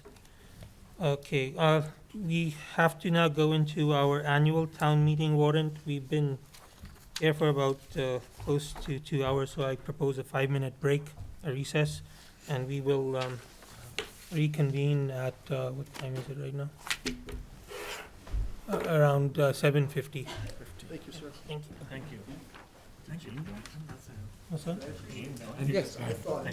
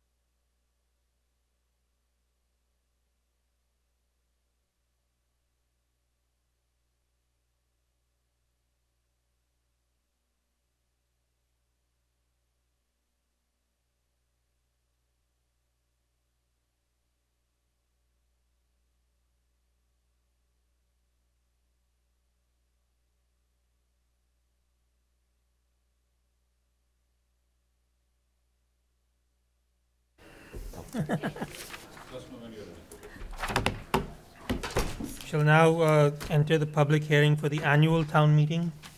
The warrant for, that will be on May 19th, 2025. May I get a motion to open the public hearing? So moved. Second. All in favor of the motion, please say aye. Aye. All against, please say nay. The motion passes. We shall now move to the articles in the order that was provided by a memo from the town manager's office. We start with Article 29. I would like to call the lead petitioner, Mr. Ramesh Razdan, up with his team.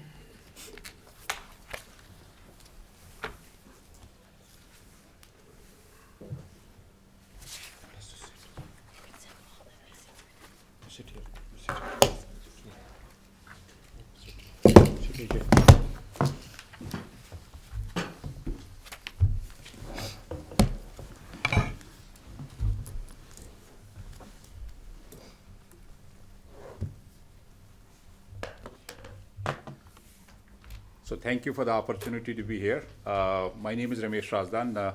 I've been in Shrewsbury for the last 20 years. And I'm also honored to be part of the Sustainability Committee that was formed recently.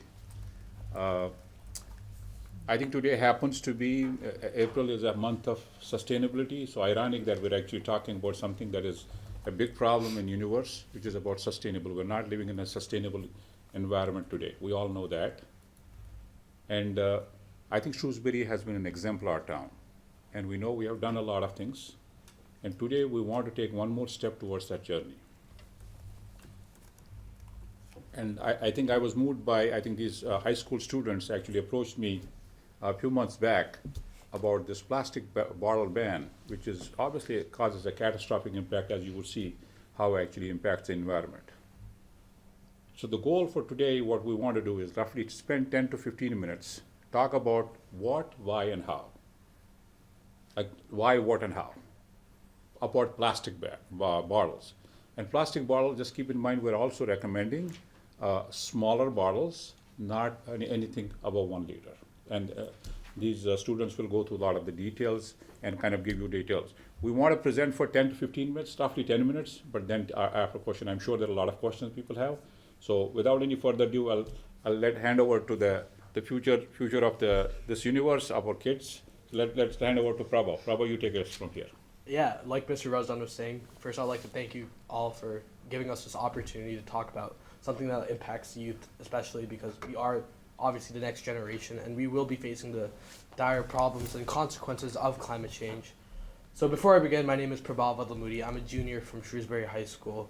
Without further ado, I'll just begin by going through the agenda first. So, quick disclaimer, any copyrighted material is for educational purposes only. So, first we want to identify what's the problem with single-use plastic bottles specifically and how it's really impacting American citizens on a day-to-day basis. And we'll go on to the impact. Specifically, we have 3 impacts: environmental impact, the health impact, and then the economic impact as well. And then we also have like the solutions that we wish the town could implement. And then we'll also talk about how there's other towns in Massachusetts that have already implemented this plastic bottle ban. And obviously we'll address any concerns at the end. So first, it's important to identify the problem in the United States and Massachusetts as a whole. Right now, people in Massachusetts generate a mountain of plastic waste. It's around 3.4 billion plastic bottles a year. And in the United States specifically, you see that number each day to around 60 million plastic bottles a day. And the biggest problem is, although plastic water bottles can be recycled, they're not being recycled right now. For example, each day people in the United States throw away more than 60 million plastic bottles, and 80% of the plastic bottles people buy end up in landfills. But more importantly, it's also the manufacturing of the plastic bottles specifically. It takes 3 times the volume of water to manufacture 1 bottle of water than it does to fill it up. So when we look at the consequences and the problem, it's more than just the usage of plastic bottles. It's also the manufacturing companies that are actually using these plastic bottles and manufacturing them. So a more larger statistic is the fact that Americans throw away enough plastic bottles each year to circle the earth 4 times. Every hour, we throw away 2.45 million plastic bottles, which is just an outrageous number. And you see the plastic bottle waste and all this debris everywhere in the town For example, in local parks in Stony Hill Road, you're seeing plastic water bottles all over the parks. And then when you go to parks like Dean Park or even the local streets, you are seeing plastic debris and plastic water bottles all over the town. So next, it's important to address the impacts as well and how people are getting impacted by plastic water bottles. So like I said initially, there's three ways: health, environmental, and economic. I'll first discuss about the health impacts. So before adults, it's the children that are most affected, right? The younger generation that are forced into plastic bottles really, really early on. For example, one of the statistics tells that microplastics have been detected in everyday items. A study revealed that 10 to 20 times more microplastics are found in infant feces than adults, which raises the concerns about the future of children's well-being, primarily because children are particularly vulnerable due to their formative growth stages. But again, this also impacts adults as well. A study states that bottled water contains approximately 240,000 nanoplastics, and bottled water can contain 10 to 100 times more plastic than previously estimated by studies. And what are the health impacts of this more specifically? The chemicals and nanoplastics found in microplastics, specifically when you drink a water bottle, can cause a variety of health effects such as cancer, Alzheimer's, and even cardiovascular disease. These are just recent studies, and as the studies grow more and more, and even the research on plastic bottles specifically, the numbers and the scientific proof is really devastating, because it directly shows that the more plastic bottles and more water from the plastic bottles that you consume, the bigger impact we'll see in the next few generations. Oh yeah, absolutely. And thank you for everything you've said. Now moving on to more of the environmental impact. As you can see from this quote here, 1 million plastic bottles are bought around the world every minute, and as of 2021, more than 500 billion plastic bottles will be sold annually. At best, even if you think these plastic bottles are being recycled, less than 1/3 of all plastic bottles will be recycled. So by using a reusable water bottle, you can actually prevent an average of 156 plastic bottles annually, and this is a quote taken from Beyond Plastics. But even more specifically, we can break it down to these 4 environmental impacts of energy usage, the impact on oceans, marine animals, and even greenhouse gases. Obviously, throughout all this is a question of money and resources that goes into making bottled water and transporting it. And in fact, the total energy required for bottled water production is as much as 2,000 times the energy needed to produce tap water. Producing just 1 liter of bottled water in PET, or polyethylene terephthalate plastic, requires 3 liters of water, a significant waste of natural resources and a contributor to climate change. And obviously, we know how much plastic is going to the oceans each year, but just to put it into perspective, at least 15 million metric tons of plastic will enter the ocean each year. And in fact, by 2050, we can see that plastic will outweigh the fish in the ocean unless we change course soon. And moving on to solutions now, incineration is certainly not the answer. It uses resources to burn and causes harmful chemicals to enter our food chain, such as household air pollution from solid fuel combustion, being a major contributor to air pollution and poor health. Microplastics, bisphenols, and other toxins that can disrupt neurodevelopment, endocrine, and reproductive functions. But then, let's move on to the more economic impact. As you can see from the quote, bottled water also costs hundreds of times more than tap water to produce.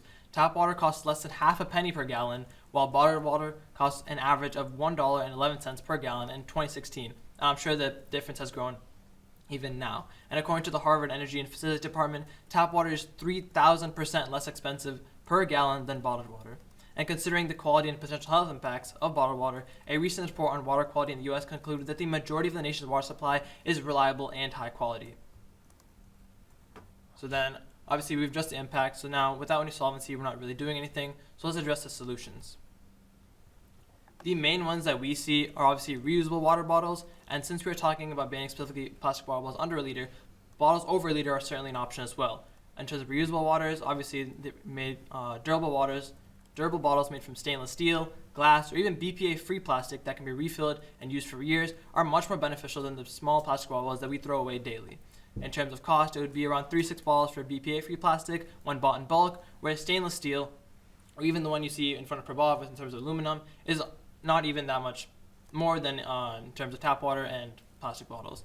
In terms of the environmental impact, Penn State University study found that the average American can save $1,236 per year if using a reusable water bottle instead of buying plastic. That averages around $6,180 for 5 years, which is typically around the minimum life expectancy for a reusable water bottle. But then let's move on to the town implementation. So another alternative that we could consider is water refill stations. We could put these in major town buildings or even more accessible in our public schools. Lexington has already started this and they have already implemented it. It was completely student-led. And these are two statistics that we thought were very important. Officials said 3,637 plastic water bottles were refilled in just the first week after implementing this. And refill numbers have grown at such a rate that after a full year, 128,750 fewer non-biodegradable plastic bottles would be going to area landfills. So this is just one alternative that we could consider. Okay, congratulations, Massachusetts. So 24 other Massachusetts communities have already passed single-use plastic bottle bans, and 15 communities in Cape Cod and all of Martha's Vineyard and Nantucket has also passed this, such as Sudbury, Arlington, and Lexington. But now to move on to a more specific example. Lexington has also passed this. They say it's unlawful to sell non-sparkling, unflavored drinking water in single-serving PET bottles of 1 liter or less. However, there are some exemptions, obviously, considering declared emergencies such as droughts, and this also excludes cartons for milk and juices that are part of the National School Lunch Program or School Breakfast Program.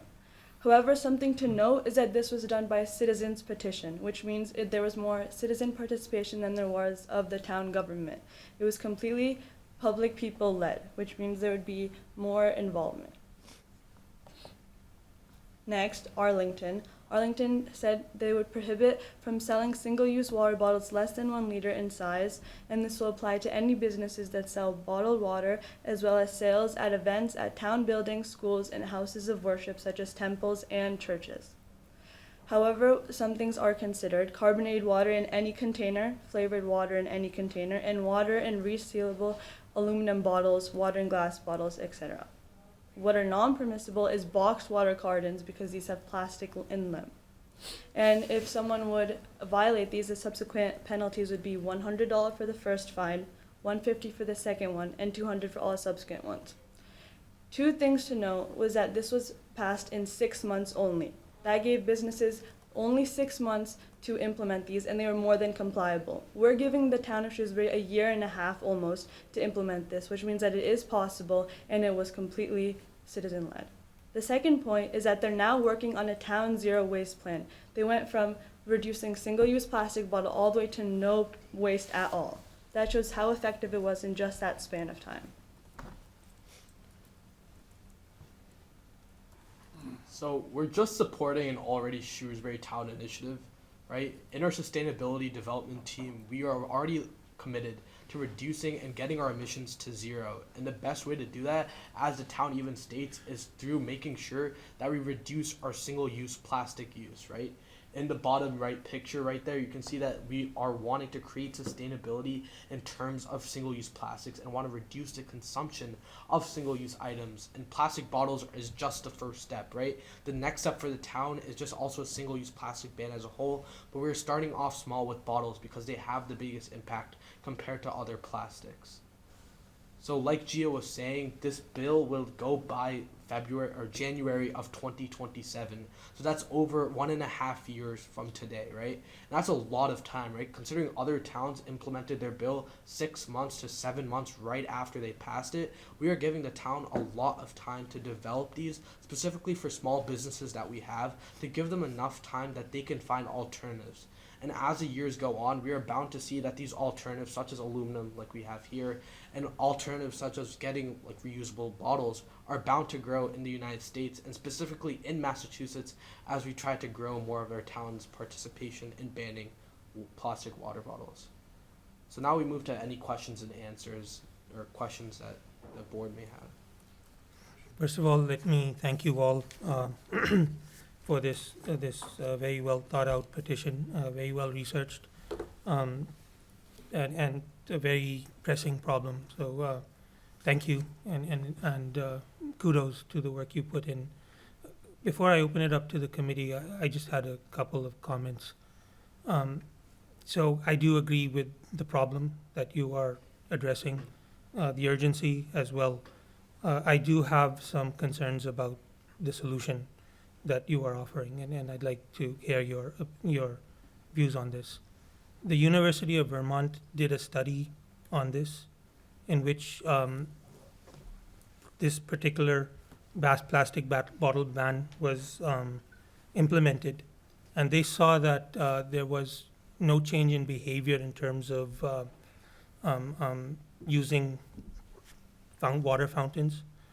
People started going to carbonated drinks, which were bad for health and all that, and the pollution level stayed the same because you had all those carbonated bottles that they were throwing in the same sort of way. So their study, the actual study, they agreed with the problem, but the data proved that this solution may not be the right way. So I'd be interested to hear, did you guys look into this particular study and or any other data that you have related to this? Yeah, so one of the concerns that obviously came up was the fact that people would go into more carbonated drinks and sugary drinks as a result of banning single-use plastic bottles. While I do agree that like the Virginia study is like troubling a bit, it is important to also look locally to what towns in Massachusetts have already done. For example, Hingham, we had a talk with Hingham yesterday, and they were telling us how a lot of students and even kids, like for example, Lexington, they didn't turn to these carbonated drinks, rather they turned to reusable water bottles, and like the study, or like the statistic that the Lexington team provided, if I can go back to that real quick. Yeah, right here. I'm sorry. Yeah. One more. Yeah. Right there, it said that 3,637 plastic bottles were refilled in the first week after the refilling stations were installed at Lexington, right? And I do agree. I think the Virginia study is troubling, and it is a concern that we want to address.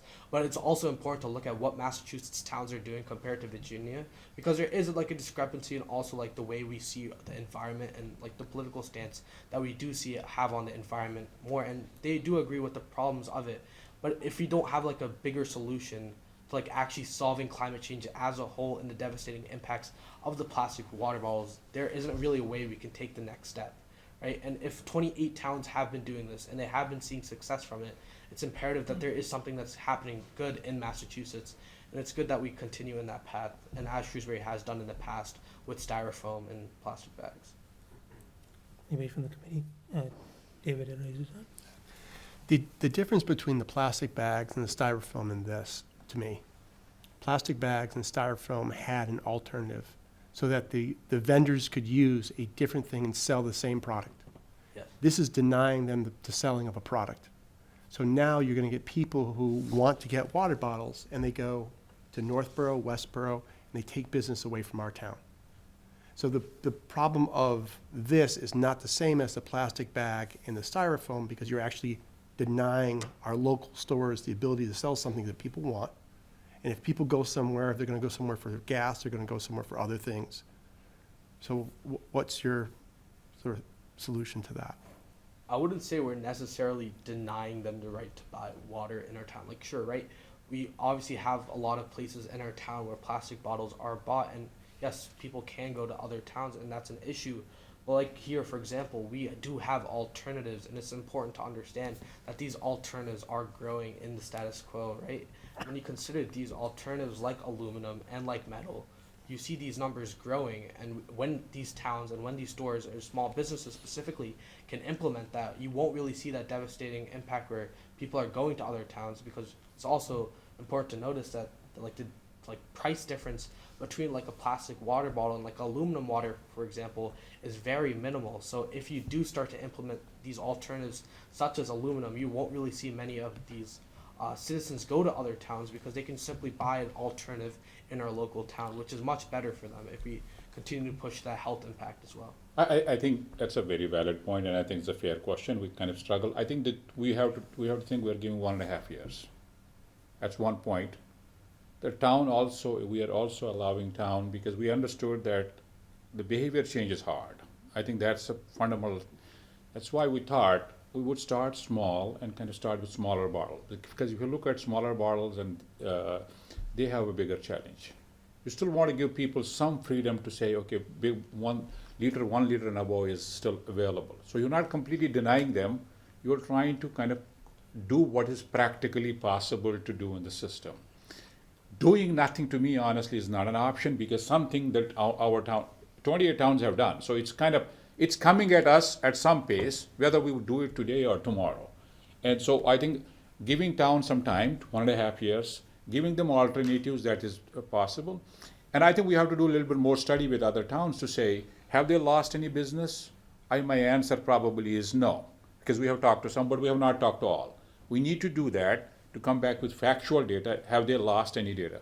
My answer would be no, because they would have complained because stuff. I think the other part we have to do is, which is something we do to cost study, is to figure out what can do from a sustainable water supply, something like that. If we were to have in a Dean Park, or we have in certain parks, these type of things, what's the cost of doing that? We need to do a little bit of work to kind of frame that up.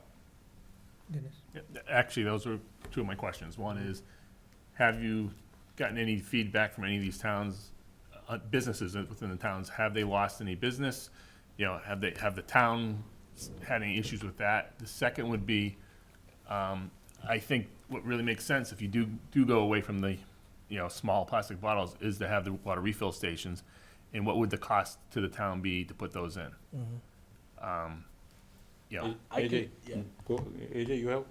Yeah, I mean, I would say that, again, in terms of business, since we're limiting it to under a liter, there is obviously the option to buy more than liter bottles. And in that sense, you're not only helping help from a business point, but from a health impact point.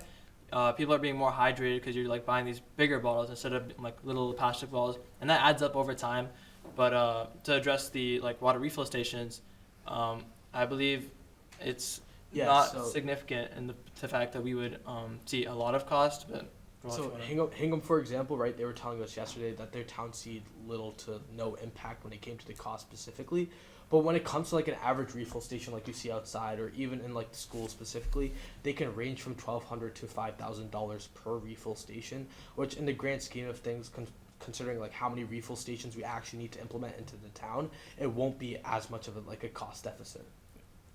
I think the other thing that is kind of meaningful, we look at economic impact, I think that probably is one. I think the disastrous thing is what's the health impact of the process. Because that, I think, is kind of unjustified. We feel, I think we now know there's a lot of plastics in all of our bodies inside that has been proven to do that. I think it's just not an economic question, it's more of a health question that we all have to wrestle with. Yeah, to go back to your point about how carbonated water is harmful, plastic is equally as harmful because unknowingly humans ingest like the weight of a plastic card, plastic each week unknowingly. So I think compared to carbonated water, that might take more precedent because it is unknowingly being ingested in our body, and the weight of a plastic card is significant if you think about plastic versus that.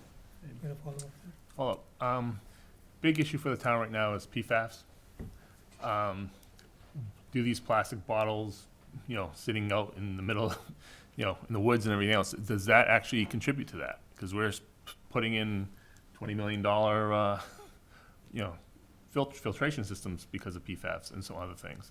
So would that have any impact on that by reducing the number of plastic bottles, both in the landfill and just, in the streets? Because we see them everywhere.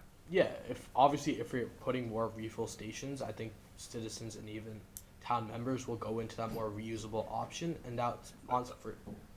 I meant the banning of the bottle. Did the bottles themselves cause that? So if we took out 1 million bottles a year in Massachusetts, would we be reducing PFAS? Oh, obviously, yes. Okay. We will see it reduce. Thank you. Rajesh?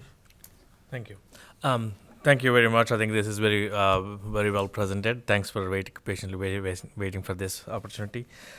So one couple questions I have is, so the cost of the refilling station, right? Imagine if there's a school where it needs to adopt it, what would be the cost to install across all school systems and town departments, right? The cost-benefit analysis comes into play.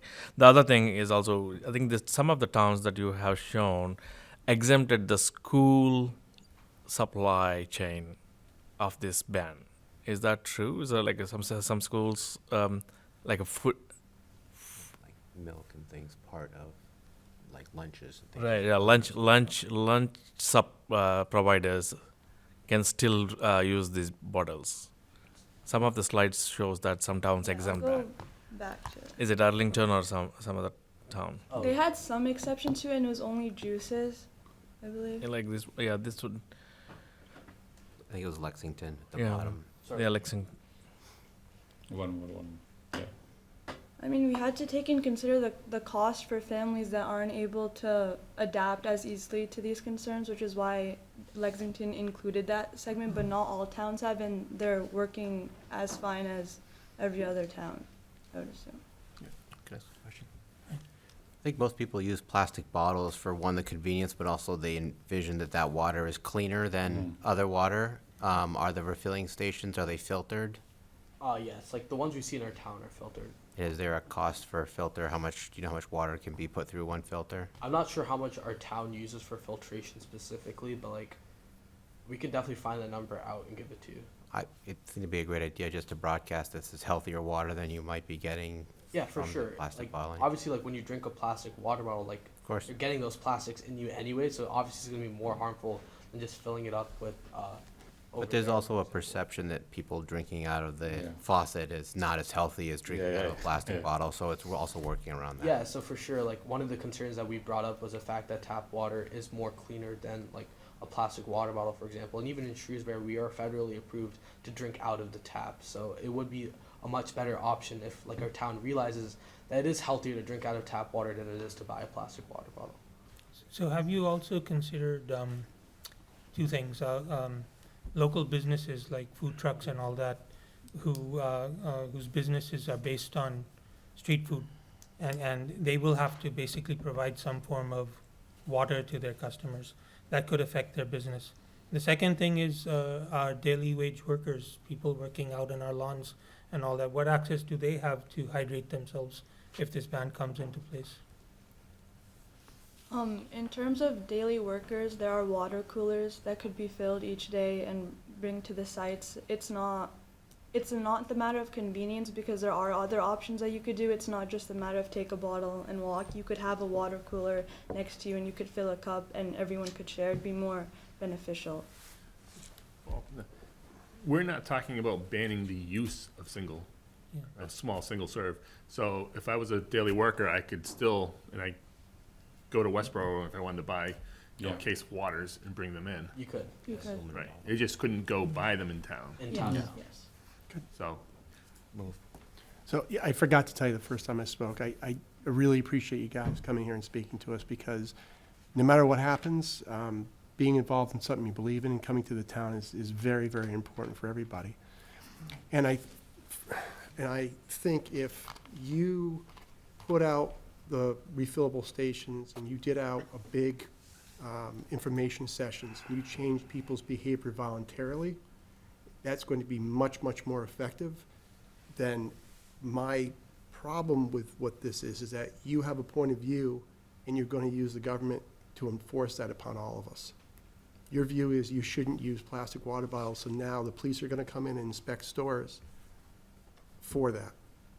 And I think any time that you forcibly ban something is much less effective than doing a campaign in which people's behavior changes voluntary. Yeah, I mean, that definitely makes sense. Like, obviously, like, it is very difficult to change, like, the daily citizens' usage of a plastic water bottle because we use it so often. But the reason why we want to enforce it through a ban is so it's more effective, right?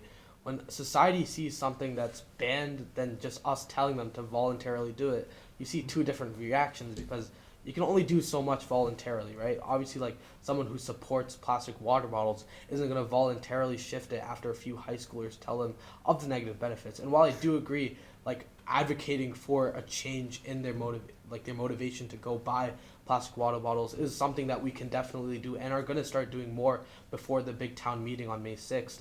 But it is important that enforcing a ban brings out those stronger measures as a town and as a society as a whole, because this isn't just something that Shrewsbury is trying to do, right? This is something that our state even plans to do in the future, and even our entire United States plans to do in the future. So it just gives people more of an idea of, like, how important this, like, situation is for the town and how important it is for them to realize the health, like, impacts, because voluntarily telling them can only do so much, in my opinion. Well, I do agree that it is important. The problem you run into is, like in Kennesaw, Georgia, if you own a home, you must own a gun.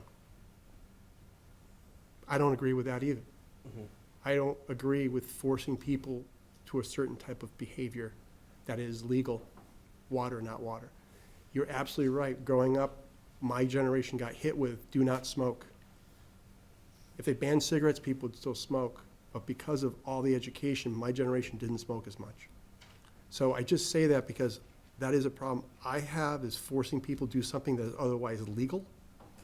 And like you said, that's the first step, and then you're gonna start banning other things. So I just say that that is gonna be a point of view you're gonna come across. Sure. That's all. That's great. Millen, last Yes. comment. So I appreciate you coming in here, as everybody said, change is hard, Yeah. but at the same time, take all these suggestions that, other esteemed members have given as a improvement to your, presentation, or do a well-rounded, analysis more and take this as a learning curve. I would say, participate into the state, initiative that you just mentioned about the campaigning. Talk to the manufacturers, because there is another way to do that, or, in your term, gamification, maybe improve the sale of the reusable bottles to get some money back, that sort of thing. So think about all those things, learn from what other 24 communities have adopted and what are their learnings, what are their shortcomings, and try to improve on that and not just adopt the other 24's towns that they have done. So that's all I will say. Keep doing what you're doing and, improve, build on that. Thank you. Thank you. I will open it up to the public. Are there any comments and questions on Article 29? Yes, sir, please come up. So you'll have to introduce yourself again with your name and address. Yeah, Chris Kirk, 40 Westwood Road, Precinct 1. If you look around the town, you won't see a lot of aluminum cans lying around. You won't see a lot of soda bottles lying around, but you do see a lot of water bottles around. You don't see the cans because you get a 5-cent refund if you take them to the supermarket. You don't see the soda bottles because there's a 5-cent refund if you take them to the supermarkets. If you look at the water bottles that are made out of phthalate, there's no 5-cent refund. If you want people to clean up the bottles, put a 5-cent refund on the bottles, and you won't have to do anything. I have actually seen people searching through trash bins looking for bottles and cans. So if the problem is the bottles themselves, you can just put a 5-cent refund on them. And also, if you're worried about contamination from the bottles, I don't see why water couldn't be put in, say, polyethylene instead of phthalate. Anyway, thank you. Thank you, sir. Any other comments or questions from the public? If not, yes, sir, please come up.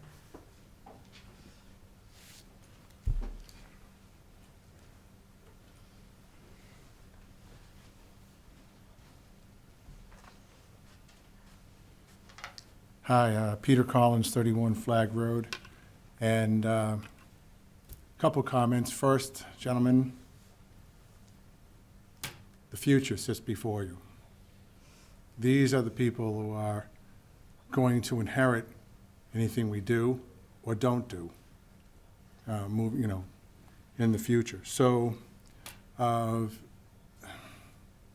couple of things is, my charge on Lake Quinsigamon, this is one of the obvious and apparent things that we see all the time, especially after storms like rainstorms after we've just had. When you look at the runoff flowing into the lake and there's over 100 outfalls, the thing you see the most, that's most apparent, are water bottles. And they're in there floating around and, some nasty looking water, but, those are the things you definitely see. So there's that. And I think in terms of, product for sale, it's actually already changing. There's and this is an unfortunate name for a product, but there's an aluminum can, I say bottle, but it's on a can water called Liquid Death. Not only are they selling that into retail stores, it's very common to see that in a lot of venues. So you see a lot of events, concerts, and trade shows and whatnot, and that's what they choose to serve instead of the plastic bottles. So I think this is something that's kind of coming towards us. I appreciate all the input you put on it, because it was thoughtful, and I think helpful to these guys to kind of make this presentation a little bit dialed in. But, I think this is something that we should address, and it is important, not just for the environment, but for our own personal health issues.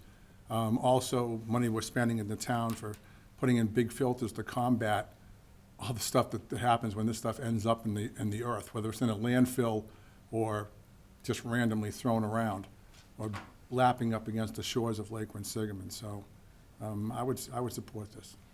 Thank you. Thank you. Any other further comments? Thank you all. Thank you for your presentation. We shall move on to Article 42. We're done. Yeah, thank you. Oh, you had something to say? Yeah, I just want to say, very good presentation. Yeah, thank you. So thank you. Thank you. Thank you. Well done. Thank you. Do we need- What's that? No, because we're still on Article 1. A little bit next Thursday.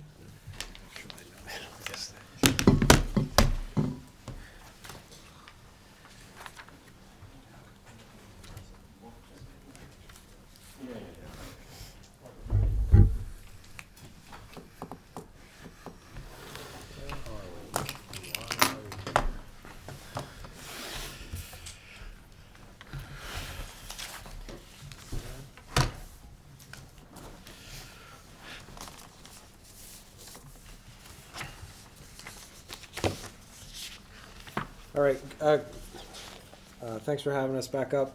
We're going to pick back up on Article 43 with the construction, 42, excuse me. This is revisiting a bylaw that we proposed last year, but the Attorney General found a procedural flaw in the process. So we're back again this evening to discuss and make the proposal. Yeah, thank you, Mr. Mazurkar. So yes, my name is Derek Cool. I'm an engineer with Selco. And I believe that Article 42 codifies a longstanding practice that Selco has adhered to. And as the sole owner of utility poles in town, we fully support this. As going forward, and in any new projects, as you're likely aware, we mandate go underground, utilizing, taking off from an existing overhead structure if need be. But to do this is a benefit to the town in terms of electric reliability, safety. It can help increase home prices. If you look at a lot of our peers in the Metro West area, the communities with higher home values tend to have exclusively underground utilities. This bylaw does allow some wiggle room for one-to-one replacements of existing infrastructure, which is a great backbone to have and fall back on where needed. With that, I guess I'll see if anyone has any questions, and I can speak to some more aspects of it, or if you have any thoughts or questions. Dennis? I have two questions. One is, I do remember going through this, I think it was last year. What was the procedural issue? So there had to be a public hearing before the planning board prior to town meeting considering it. Okay, so we did approve it last year. Correct. The one question is, if I'm an existing homeowner with above ground wires coming to my home. Sure. Tree falls down, takes it out during a storm.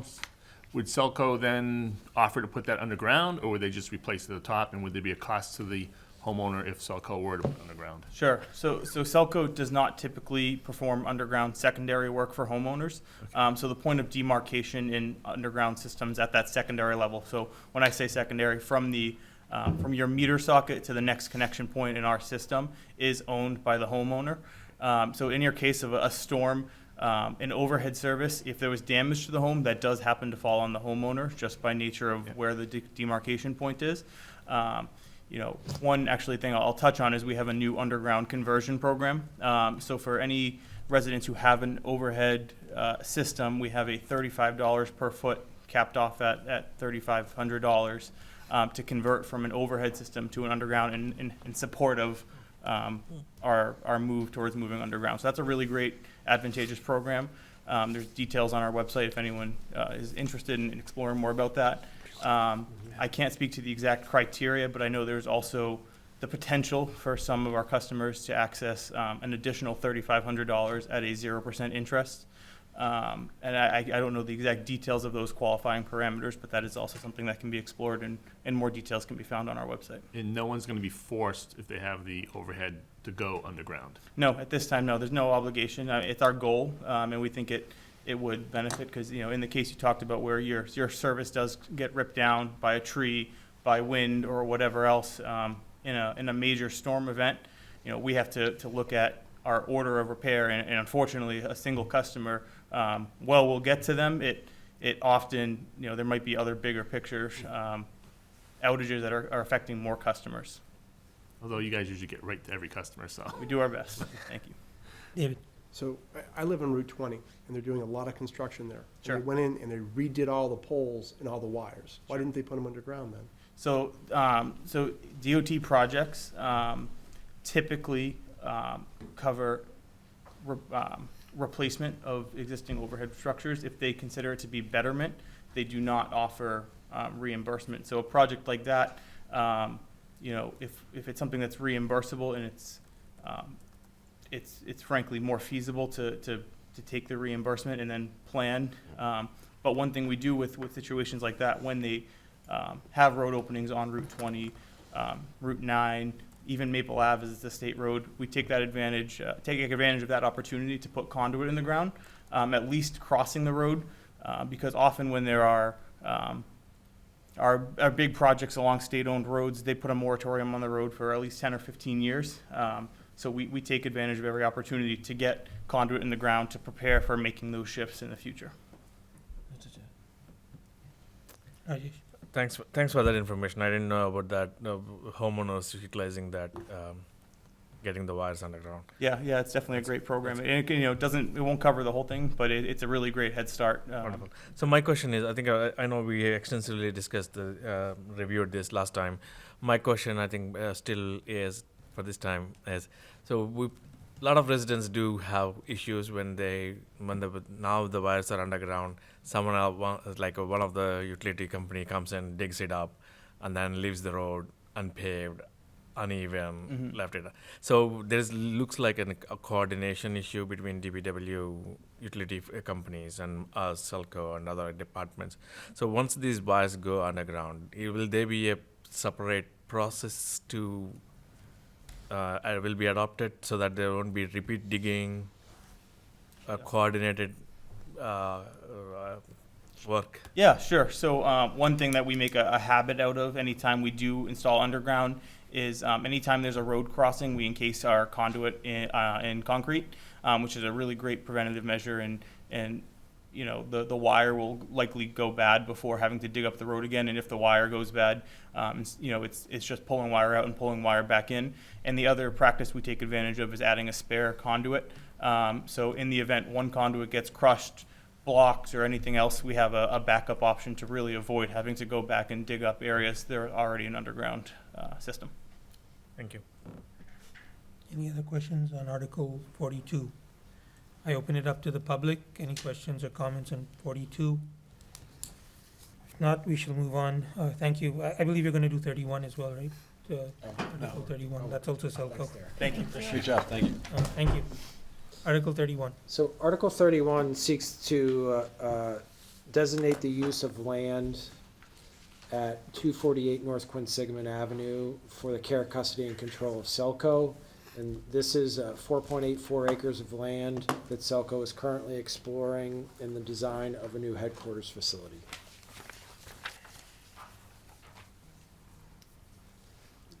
Any questions or comments on Article 31? So it's, what's on that land right now? Oh, excuse me. Yes, please. Go Through ahead. the chair, the town manager. What is on that land? Is that open land? It is, yes. And they expect to build the full 4.4 acres? They expect to be able to have all of their operations on that single site, yes. So that would include office space, material storage and vehicle storage. Would we be freeing up other land that could then be turned into a park or some open space? So Selco currently rents some private storage space that they would eliminate, and then, but the largest footprint in town is 30 Municipal Drive near the Patton School, and that would be opened up. That would be opened up? Yeah, I don't know the end use, but they're moving away from that site. It's possible that we already have fields down there, we could actually, at some point, turn that into more open space. Okay, thank you. Just a question, is this like wooded land with trees and? Yeah, it is generally wooded. It's the parcel that's immediately south of the western access road to USPS facility, right across the road from the Donahue Learning Center.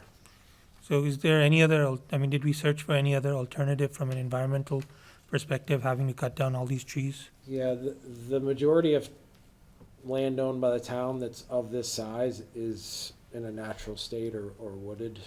We have looked at land off of Walnut Street. We own a much larger parcel there. It's over 20 acres. We do find this to be the best site to be able to construct their headquarters facility. David? So I know Selco now charges like $45,000 to the library for Wi-Fi. They didn't before. I believe they've increased some rates to the town municipality. Is this going to be, if we have this sort of business model with them, they're going to be charging the town for all these things, then shouldn't they pay for the land? Yeah, it's a fair question. We do have Selco does pay their water and sewer bills, and they pay stormwater, all those things. So they do pay their utility bills already. And when it comes to major capital improvement projects, if the town does work for Selco, we bill Selco, and if they do work for the town, it is reciprocal. I think, you're seeing utility rate increases, so here very openly that we're experiencing, because we have to take them through the public process when we build our budgets, but Selco does face that when we increase water and sewer as well. We have a municipal rate that they pay on those, so. So what's? I understand the question. Yeah, do you know the value of the land? I don't know the value of the land. I mean, historically, Selco is an entity of the town, as I know, everyone knows, and this is how the process has worked, that, land is transferred to their care, custody, and control, but is not, there's no way to sell Selco the land, right? So just like Municipal Drive, if they abandon the use of it, it'll come back for town use and general municipal purposes. So it doesn't go anywhere. And one other question. Sure. The land behind that is the post office. Is that owned by federal government, or is that owned by Shrewsbury, that land? No, it's owned by the federal government. Okay, so they. So this is in perpetuity, as long as Selco wants it, they own this land? That's correct. So what happens with the construction costs? Are these that gonna go on to the subscribers, or? It would go through the electric and internet rates if they need to increase them. But it would be covered outside of the not on the tax bills. But on the utility bills? Utility bills. It will hit. Yes. Yeah. And Selco has cash assets and reserves that they may draw upon. I don't know the financial model that they're proposing at this time. Mr. Remington's point, I'm like, we're giving it away for free, but then in return, all residents will get charged for the improvements, like the other. We're seeing this utility companies doing this quite recently.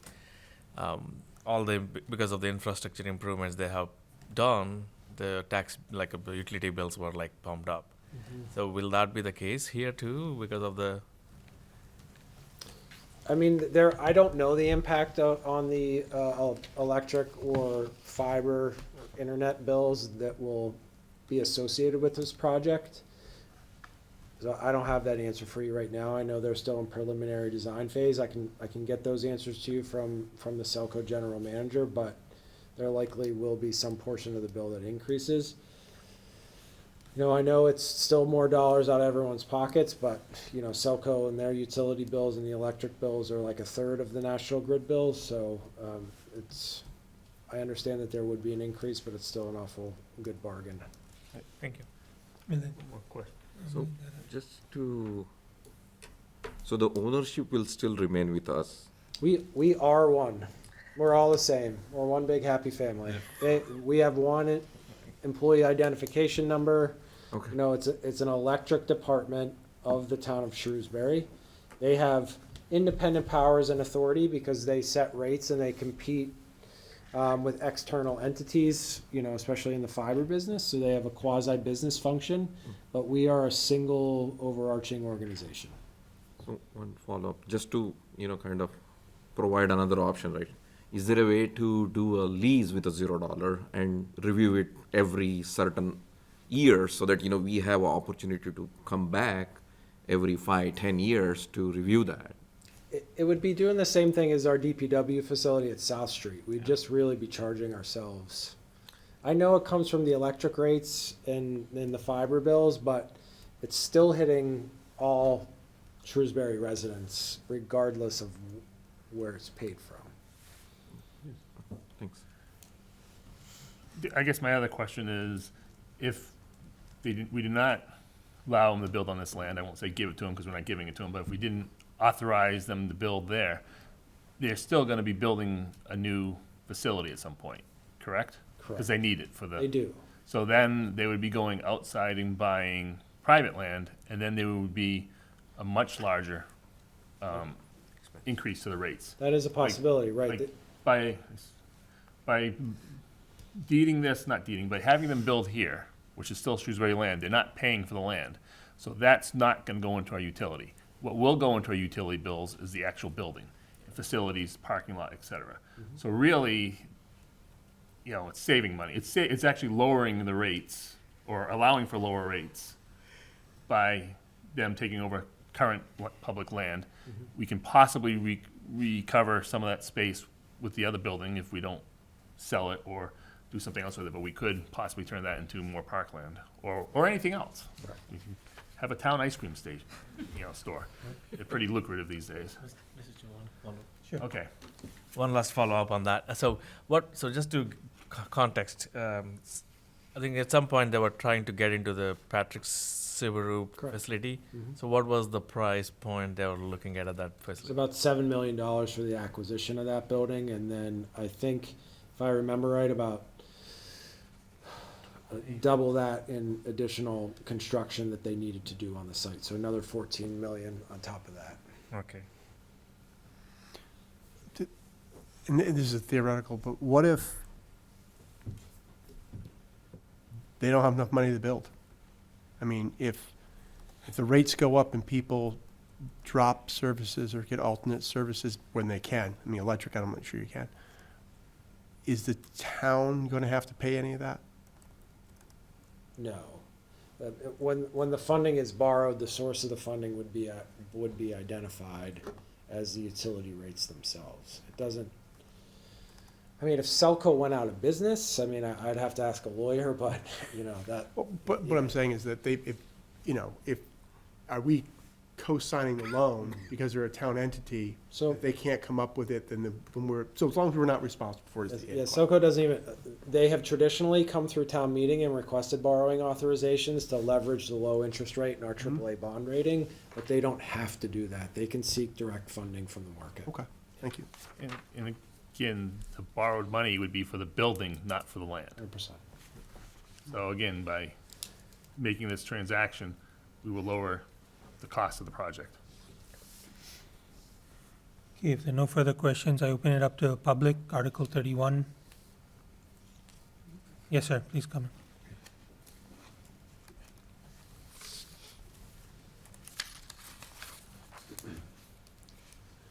in. Mr. Chris Kirk, 40 Westwood Road. I've been to the Municipal Drive facility. And to me, it doesn't look drastically congested. What do they need the extra room for? Mr. Mazikar. Yeah, I mean, I know, only know limited, right? This warrant article was about designated land for the care, custody, and control of Selco. So, Mr. Chairman, if you'd like me to answer, you know, generally speaking, we had to increase the height of the transom above the garage doors just to fit the current vehicles within the main spaces. And they store a lot of critical infrastructure material like transformers outside because they don't have inside storage for that. So, you know, those are some of the things that they're looking to accomplish. And they are also looking to bring their operations, which are at 3 different locations, Parker Road, Town Hall, and Municipal Drive, all under one roof. But again, this article has nothing to do with the construction of the building. It allows them to use that piece of land for that. The Selco Commission will go through that in their deliberations. Thank you, sir. Any other questions from the public? If not, we can move to Articles 33 to 37. Do we have the CPC? Yeah.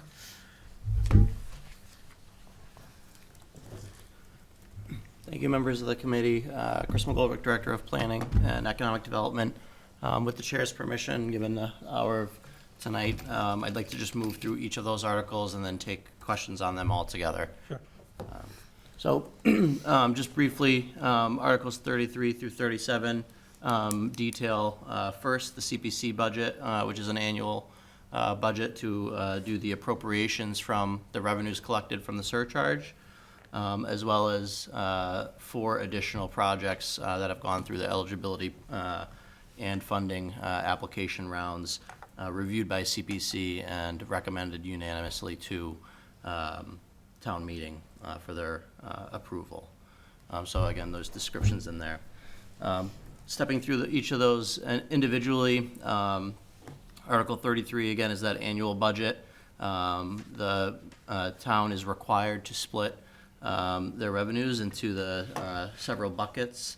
Sorry, could we go back one more?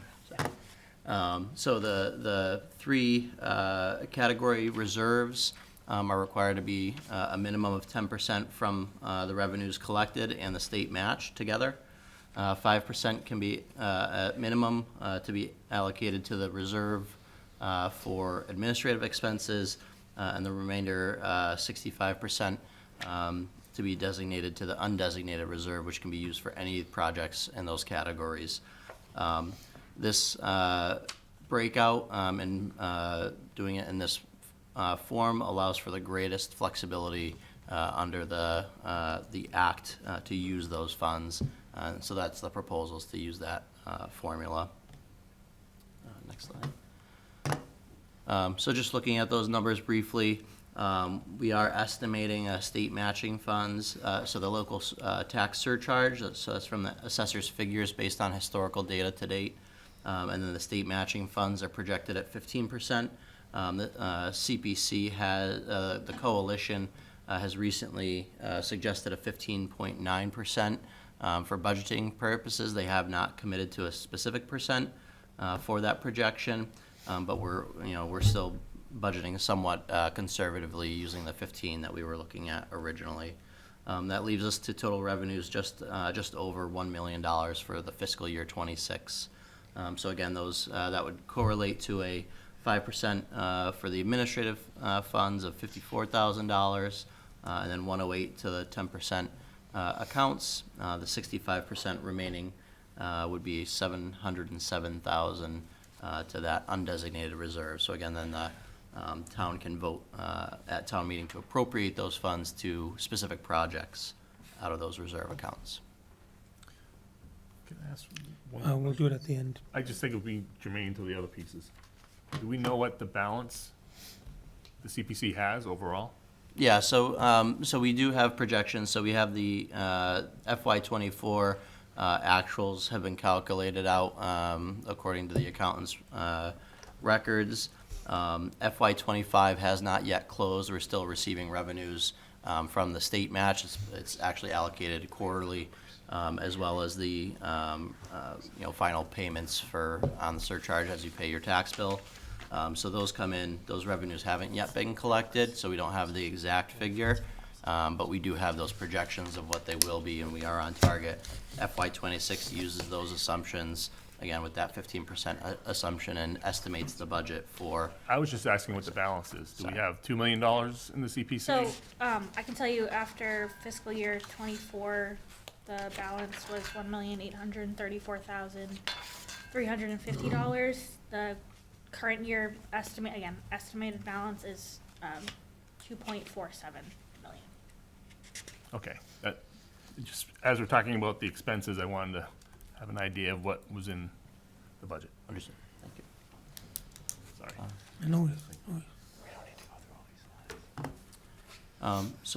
The first project that's proposed, Article 34, is for the implementation of Arrowwood Park. This project received funding previously for the development and the design. The project is now requesting $600,000 for the actual implementation of the design that was developed.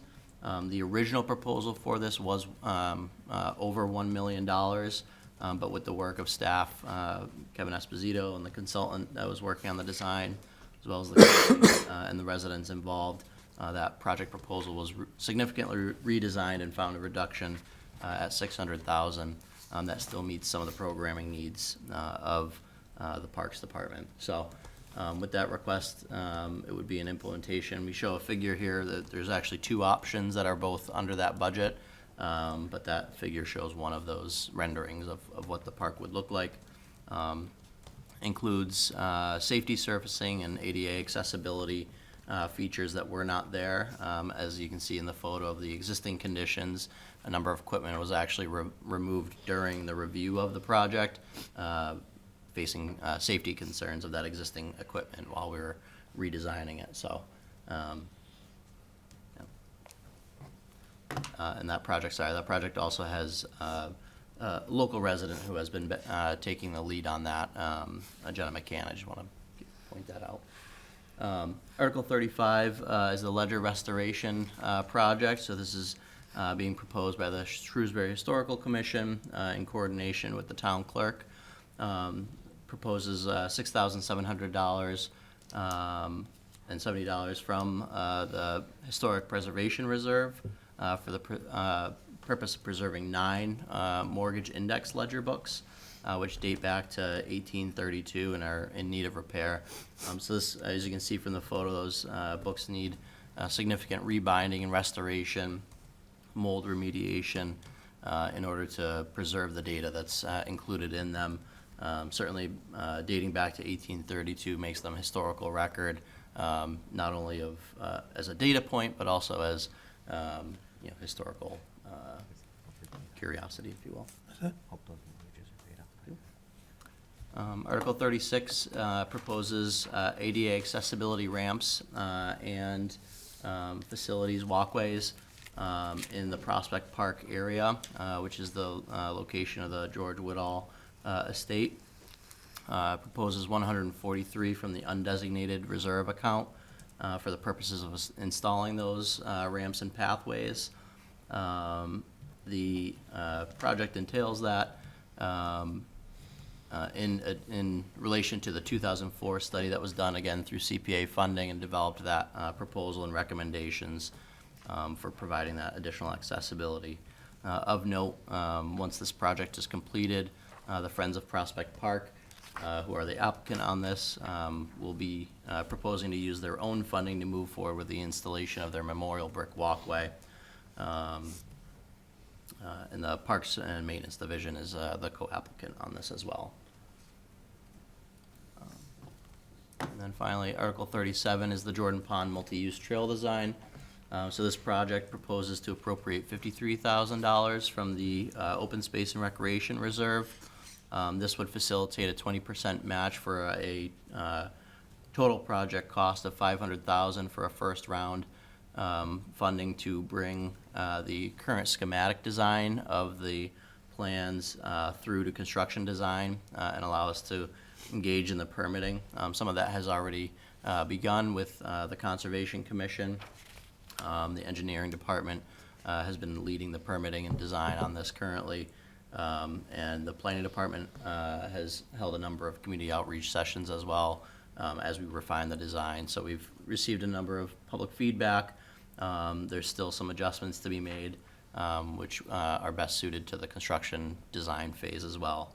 But we're taking that input and looking to do it. So the estimated project cost all in is looking at $2 million. So this would be a multi-phase approach. We anticipate a number of applications, and we would seek to find grant funding as well as we move through each of those application rounds, whether it's subsequent Mass Trails grants or other grant funding opportunities that we seek out.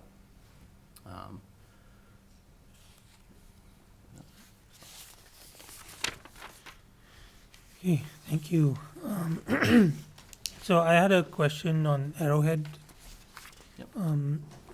So I do understand it was brought down from 1 million to 600,000, but it does, like, for somebody hearing it the first time, it's still a pretty steep amount. So do you have more information as far as what's included in a breakup of costs? What's really the core factor that is driving it up? Yeah, so I don't have the specific cost breakdown and figures before me, but primarily one of the driving costs is the surfacing of it, the rubber surfacing. We do see that fulfills ADA accessibility as well as the safety concerns, and provides a surface that is, better suited to modern parks. Some of the examples, Assabet Park, and some of the other, surrounding communities have parks with that surfacing, similar feature, allows for infiltration of stormwater. And so it's just meets a lot of the programmatic needs of the Parks Division, but it is certainly a cost to be considered. We did look at, some of the other parks which use mulch and that, type of surfacing, and it winds up being a maintenance issue where you spend funds on the maintenance end, cost savings up front, but the maintenance of replacing the mulch, maintaining the mulch, and maintaining that surfacing becomes, somewhat cost prohibitive as well, or at least a consideration when comparing those. So in terms of the programmatic needs of the Parks Department, that surfacing is important for them.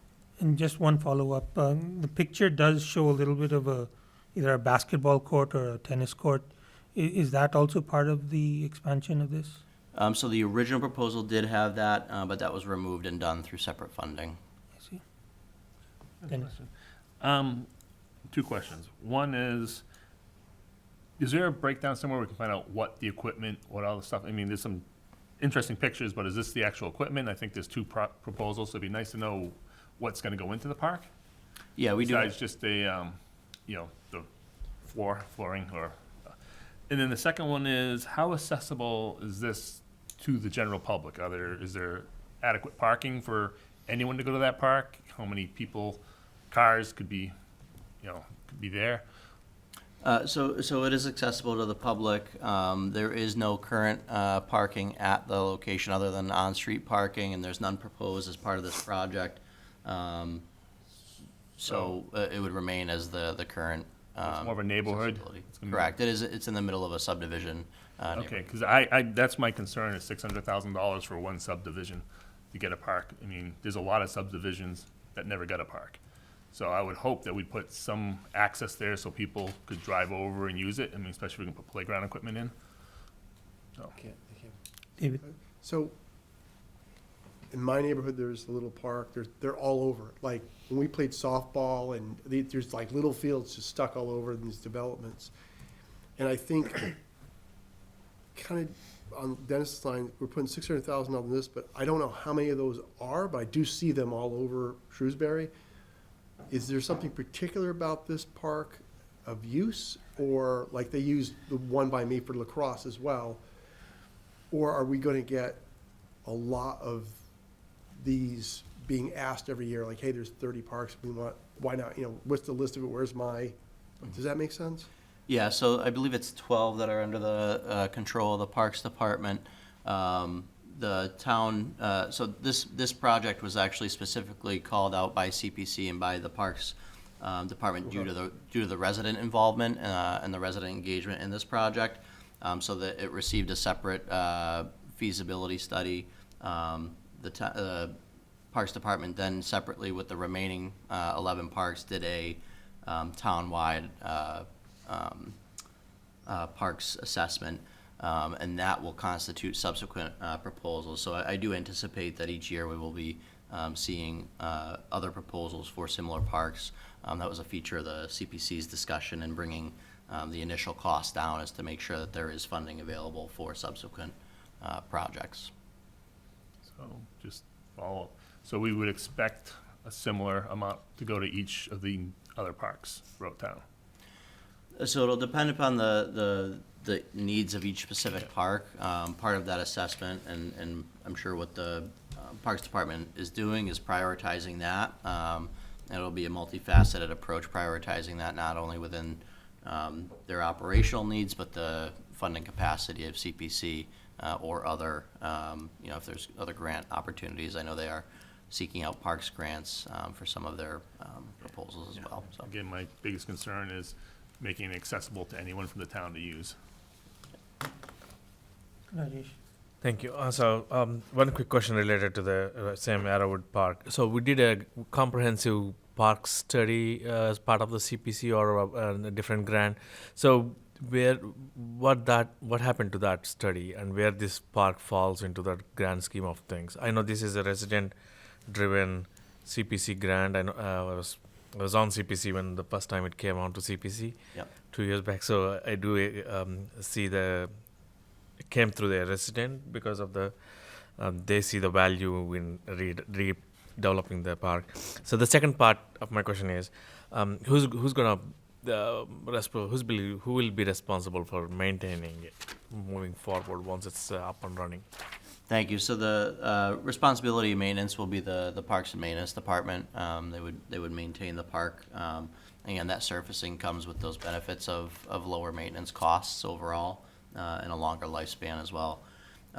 In terms of the feasibility studies, so again, similar to what's being proposed here, the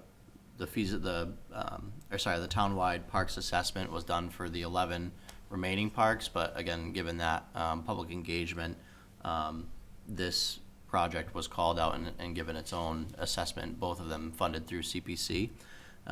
The Arrowwood Park was chosen to be prioritized as the first one proposed by the Parks Department, I think for similar reasons, having the public engagement and the public engagement in bringing this to the town meeting. So, thank you. So just one more follow-up. Everybody else has covered a lot of other points. So with respect to that study, right, I think there was another feedback that also came, like other than the park that we have. Why am I losing? Dean Park, thank you. So other than Dean Park, there is no big park, right? That's another feedback that we receive. And with 2.4 million and growing, have we thought about an opportunity to, find another space, recreational space, in another part of town?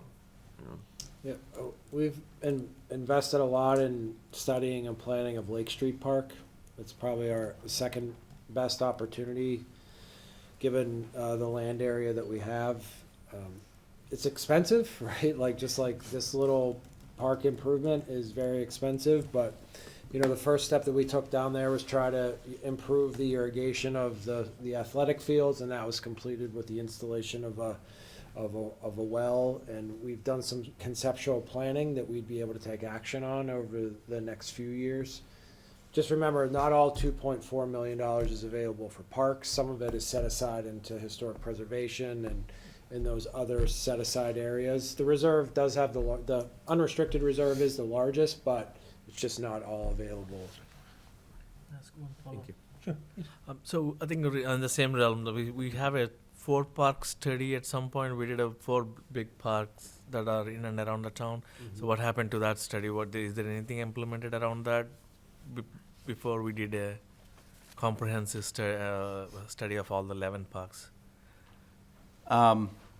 I can look back into that. I think that was probably incorporated into the more townwide comprehensive one, but I'll get more information. Yeah, there's on the one initial report on like 4 big parks in the town that was long back. I think, I don't know what where it stands. Thank you. Okay, I had a question on Article 35. So I think it's a great idea. I was just wondering, since this is a historical artifact of the town, do we have any place where these can be viewed by the public? Are they open for public viewing?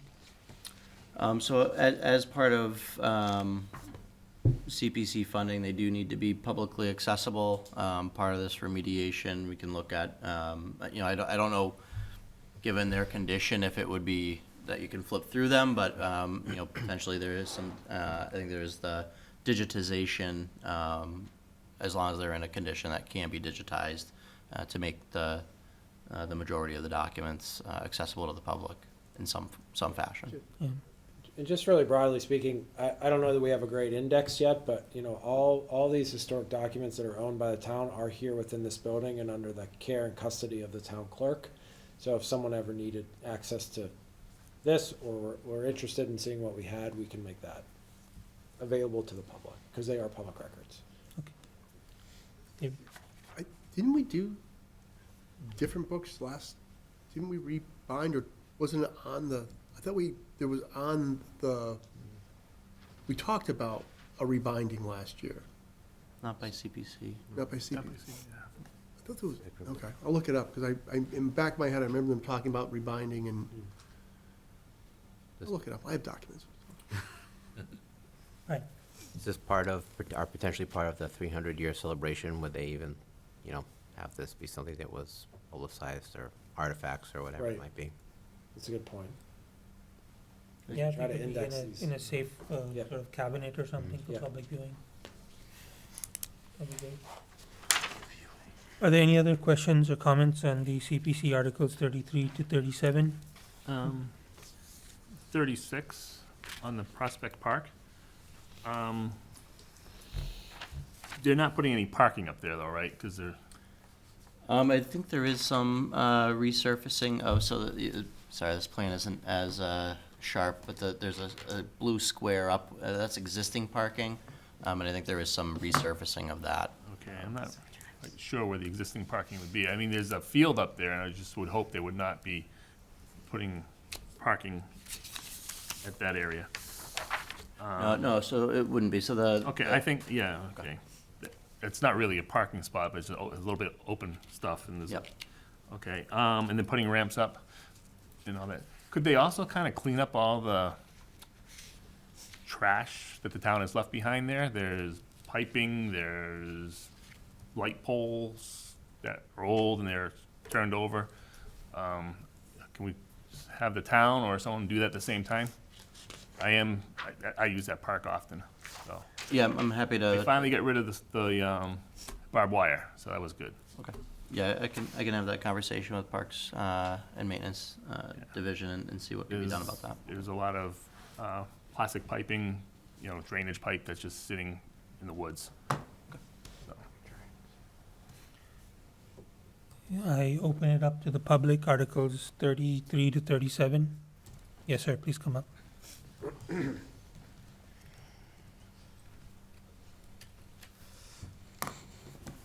Chris Kirk. Through the chair, sir. Oh, I'm sorry. No worries. My apologies. No problem. Chris Kirk, 40 Westwood Road. A lot of the projects that the CPC funds are historical or park-related, but one of the charges of the CPC is housing. And my memory may be imperfect, but I don't know of anybody proposing any housing projects, and I was wondering if anybody has, and if they haven't, is it on the horizon or what? Thank you. That's a great question. So I do think that housing is on the horizon. What CPCs find is that funding housing projects are far more complicated than some of the open space and historic preservation projects. The CPC is currently working with the Affordable Housing Trust to formulate a program of types of services that can be provided or potential funding sources for projects. Notably, we did have the 11 Elizabeth project that was proposed for design services to CPC, and as part of that coordination between CPC and Affordable Housing Trust, the trust was able to actually fund that, in lieu of the CPC funding. So there is that collaboration, but those are exceedingly complicated to pull together.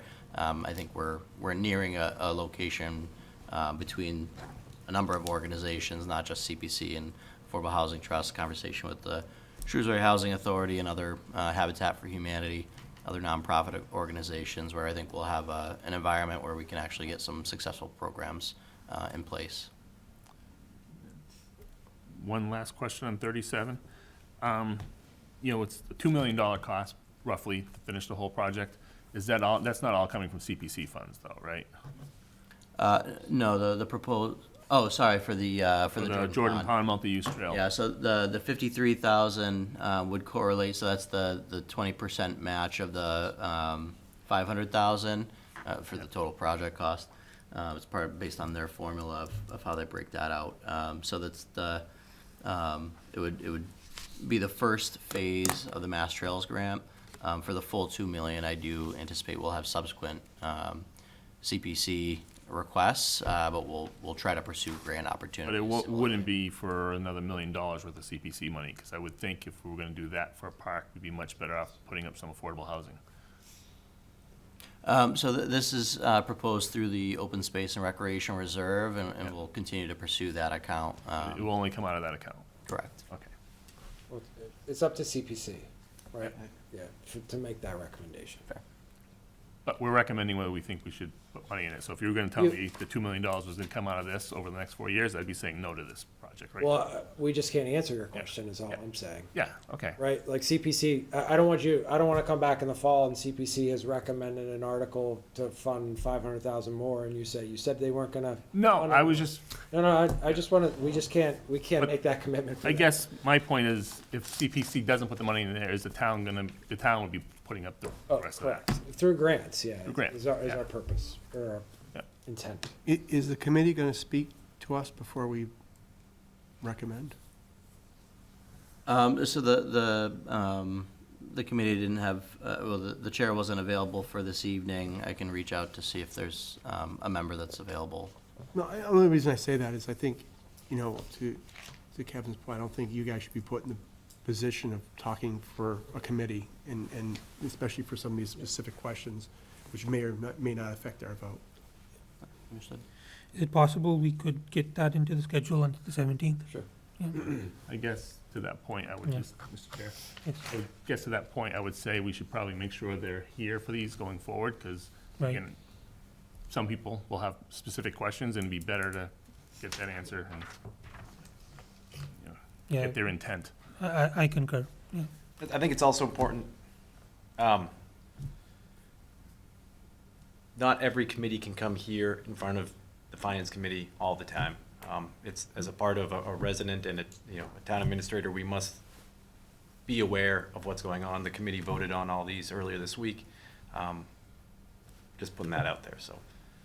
And I just say, absolutely, but sometimes it does affect the answers we get in the votes we get. So it's voluntary, obviously, but it can't hurt. Sure. Okay, any other questions from the public on CPC?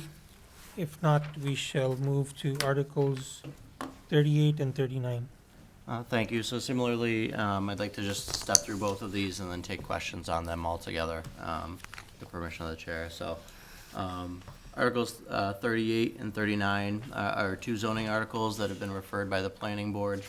Article 38 is in relation to the definition of easements and frontage, while Article 39 is in relation to accessory dwelling units, specifically in relation to the Affordable Homes Act and state legislation that affects our local zoning and what we have currently in the zoning bylaw. So stepping through those briefly, this is just a graphic example trying to break out the easements and frontage, but primarily what the language accomplishes is adds an additional language into the existing easements and frontage definition, whereby any taking by eminent domain does not affect the zoning of a property. So, for example, in a road widening, if the property setback is then rendered non-conforming, the property owner still maintains zoning rights as if it was conforming. So it's a protection of local property rights. We've also included language in there in regards to illusory access, so where easements over a property do not actually make any meaningful harm in relation to access, they're not removed from the calculation of frontage. So again, protects anyone with easements on their property from meaningful harm. Article 39, in relation to accessory dwelling units, proposes to update the existing language regarding accessory dwelling units in the town center district and move it to a new section for accessory dwelling units in the zoning bylaw. So this would be for townwide in all of the zoning districts, which currently allow for single-family homes, and that's in relation to the minimum standards set by that Affordable Homes Act and state law. A number of provisions, that the state law sets are kind of listed there. Again, we've revised the language in relation to the law as well as the subsequent EOHLC guidelines to make our existing language conform to the state regulations. Did have a couple questions. May, Chair? Sure. Cannot require owner occupancy in the principal dwelling or the ADU, so that means I could put an ADU in and then just rent it out to two different people? Correct. I didn't think ADUs were supposed to be for renting, that they're supposed to be for, family, in-laws, something like that. Is it, so we're basically, I can put in an Airbnb in my backyard? So we are, which I'll get into the next slide, we do have it, so it's restricted to the rear yard or the side yard, which is similar to our normal accessory dwelling unit provisions. But again, the state law does dictate that we cannot restrict occupancy by ownership. So, if this doesn't pass, it doesn't matter because it's state law.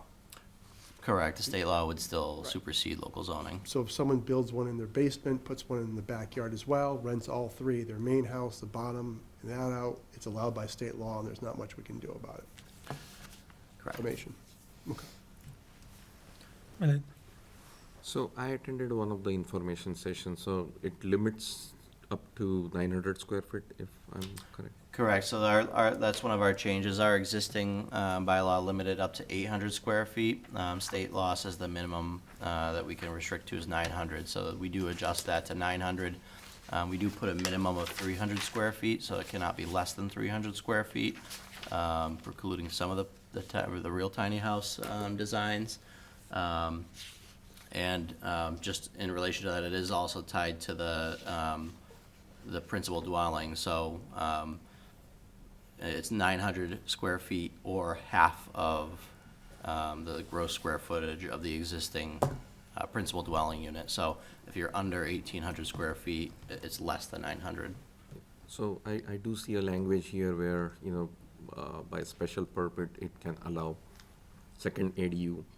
So does let's say I have a ADU and I'm getting a second ADU using special permit, do they independently be counted as 900 square feet each, or is it total? Correct. So the square footage would be in relation to the principal dwelling unit. So it all goes back to that principal dwelling unit. So a second ADU gross square footage calculation would be under the same provisions as that first. So whether it's 900 square feet or half of that principal dwelling, but you don't get, by having that first ADU, you don't get additional square footage.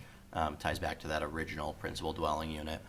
In relation to that second ADU provision, that is mandated by state law that we allow that. We've placed special permit criteria on that and placed that in our amended bylaw with the planning board, which allows us the greatest discretion. It is a discretionary permit, special permit. So just to clarify, so that I understand, so if I have a 1,800 square foot house, I have one ADU with 900 square feet, can I build another ADU with special permit for 900 square feet? You can propose a second accessory dwelling unit at 900 square feet, but it would go for the planning board under their full discretion. Yeah, I get that, but potentially if they approve it, I can get it. Potentially. Okay, I just want to clarify that, okay. And then follow-up, so anything above four units is considered as multifamily, so this will be limited to under 4, right? So this doesn't take multifamily into account, so it does say principal dwelling unit.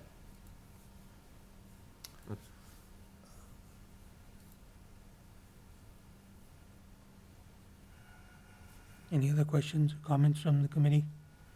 I open it up to the public. Articles 38 and 39. I see none, so thank you, Mr. Mulder. Thank you. We shall move now to Articles 40 and 41.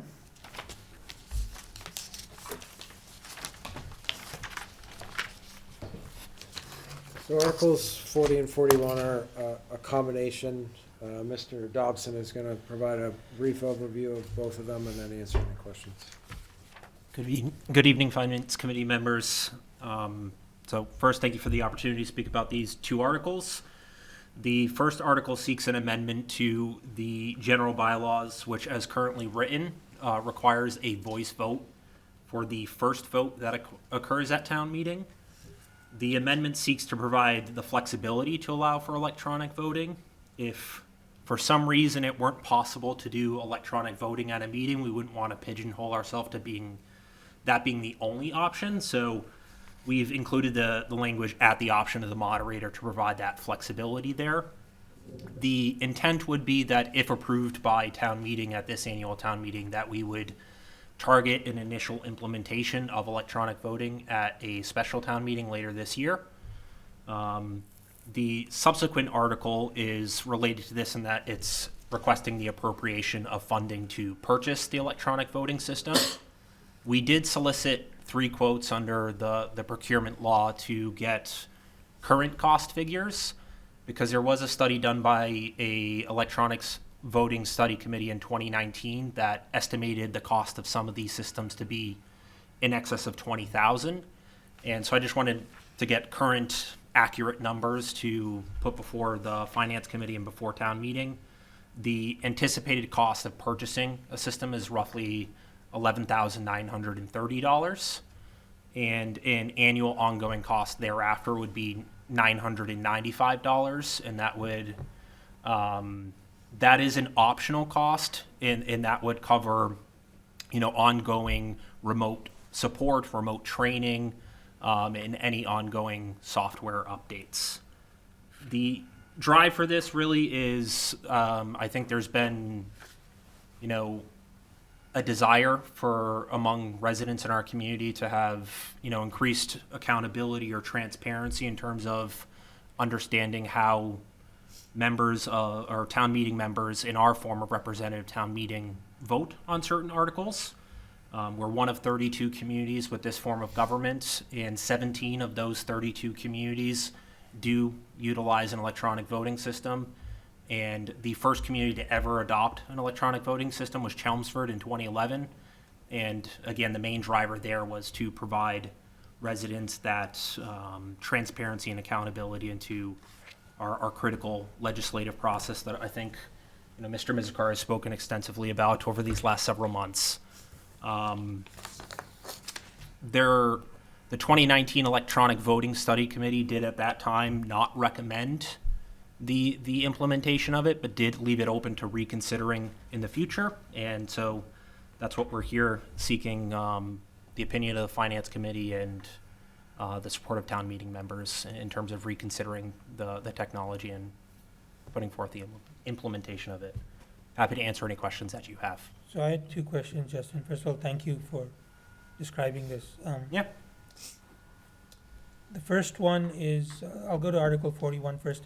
Is the money you're asking for, is that to fund a study for acquisition, or is that the cost of the electronic voting system? That would be to acquire. So again, we obtained 3 quotes, so that would be enough to cover the acquisition of a system. We did ask for a lease versus purchase option, and the lease cost is about 50% or just exceeding 50% of the cost to purchase. So their explanation was, if you're a community that holds 2 town meetings a year, it's more cost effective and fiscally prudent to just purchase the system and to acquire it. I think the other benefit too is electronic voting systems can also be referred to as audience response systems. So there is a potential or a possibility that it could be used in other venues outside of a town meeting to sort of see what an audience is thinking in terms of what you're presenting about. So does everybody get a device to vote on, or? Correct. So we have 240 town meeting members. The plan would be to get 240 plus 10 backup, just in case. One concern that the 2019 committee did ask, I don't know if it was explored further than that, was the accessibility from a disability perspective of the technology. So we would acquire 5 Braille keypads if we had any blind residents or visually impaired residents who would need that technology. The other thing is the keypad has only 3 buttons, so it's not like a big remote with 100 buttons that's very confusing to use. It's, I think, very intuitive. Okay. The other question I had, Justin, was on Article 40, the wording. Yeah. So it seems that it's totally up to the moderator to make the decision whether to use it or not. The moderator still has the power to say, no, we're going to basically go by voice. Do we want to set a preference that if an electronic system is available, the moderator is under compulsion to use it? I mean, it seems a little bit fuzzy at this point to me. Understood, and I appreciate that comment. So we formed this based off of review of, the other communities that Right. have implemented a similar bylaw. Again, wanted to provide that flexibility with perspective to 2 things, really. The moderator respecting that role and their role in presiding over town meeting and the procedure at town meeting. And again, not pigeonholing us to one technology and having that be the compulsory use in case there was a preference to not. I can look at town meeting time in terms of preference of voting on, whether there's a procedure for town meeting members, by a 2/3 vote to say we wish to use this methodology or the other methodology. So. Rajesh? I think that's a good idea. Actually, this came up, I think, couple town meetings back when we have a contested vote, and then we had to count every time to see how many people voted yes or no. I think that saves a lot of time and effort for sure. So with $900 optional service, so are we expecting to have that $900 on the books, or what's your take on that? Initially, I would be supportive of that cost because particularly when you're implementing a new technology, both from the perspective of town meeting members and town staff that are, implementing it for the first time, having that remote support option, I think would be critical.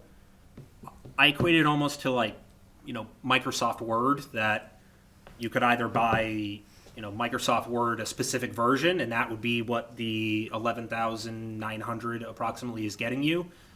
But to have ongoing support and updates, you would want that additional $900 expenditure. So thank you for that. So are these devices like so you at the check-in you just give it to the town meeting member, and then it registers the name of the person. Correct. And then you just give it back. So can we also use this as like a survey tools? Yep. Yes. When we go out on the residents and Yep. ask the question yes or no. Yes.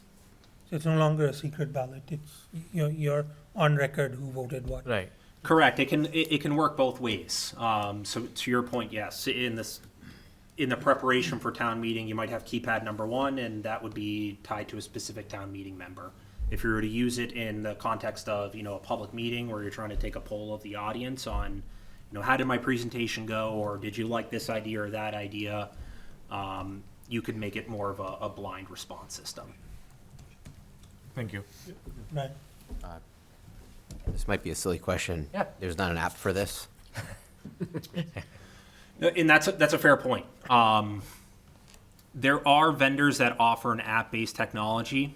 I think the concern with a lot of electronic voting study committees with an app-based technology is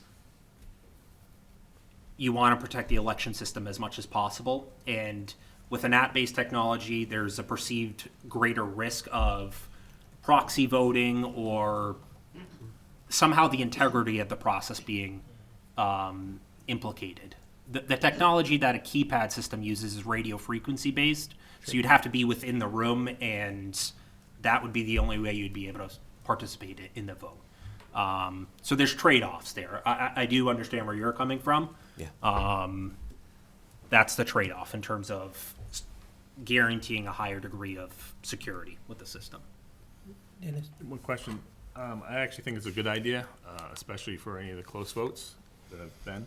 Also, if one side raises their voice a little bit louder, it sometimes offsets the vote.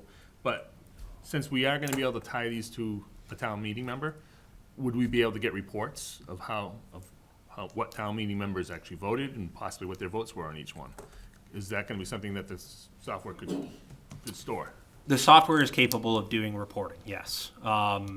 The majority of communities of the representative town meeting form of government that have gone the direction of electronic voting do offer reports. So you'd be able to, I don't envision it, at town meeting, I'm putting up people's votes on the screen, but a post-town meeting, Right. sort of Excel report, that would be possible through a system like I this. think that would also add more to the integrity.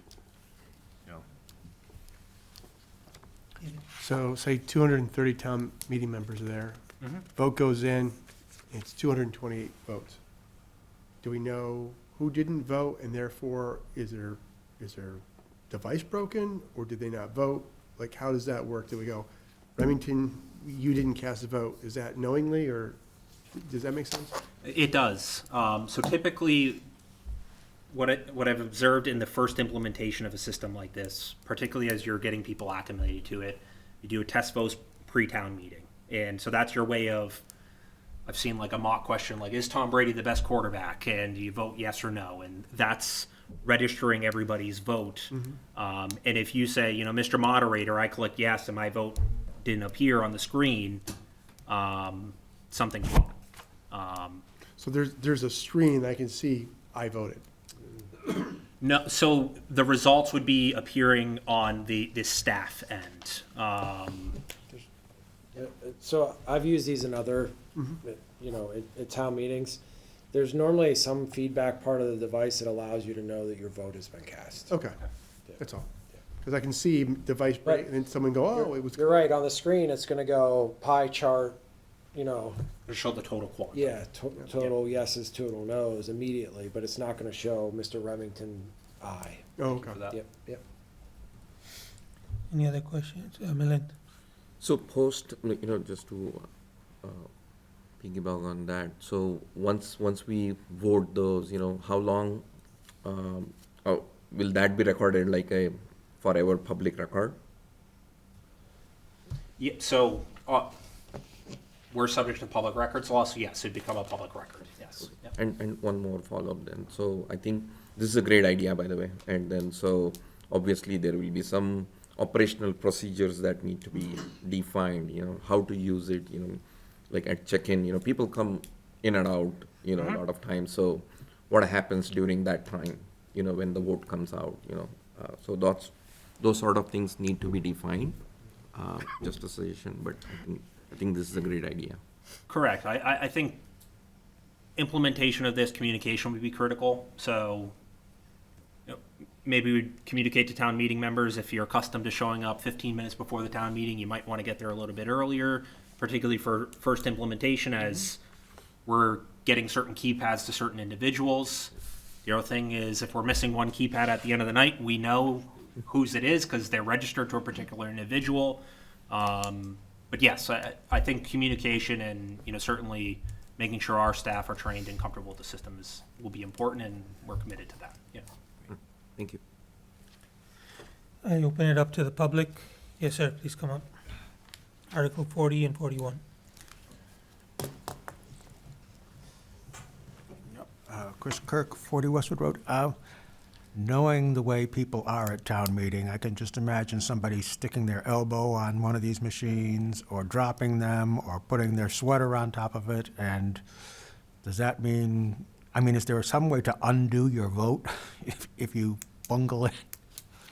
Or do you just say, we're going to vote right now, so get your elbow off the machine?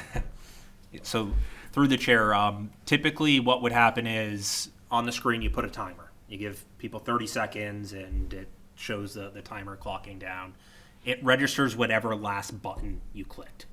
So to Mr. Kirk's point, if you drop your thing, your keypad, or you notice that you hit it and you thought that your vote may have been misregistered, you could indicate that to the moderator and follow the correct procedural channels in terms of calling for an additional standing vote or an additional electronic tally vote.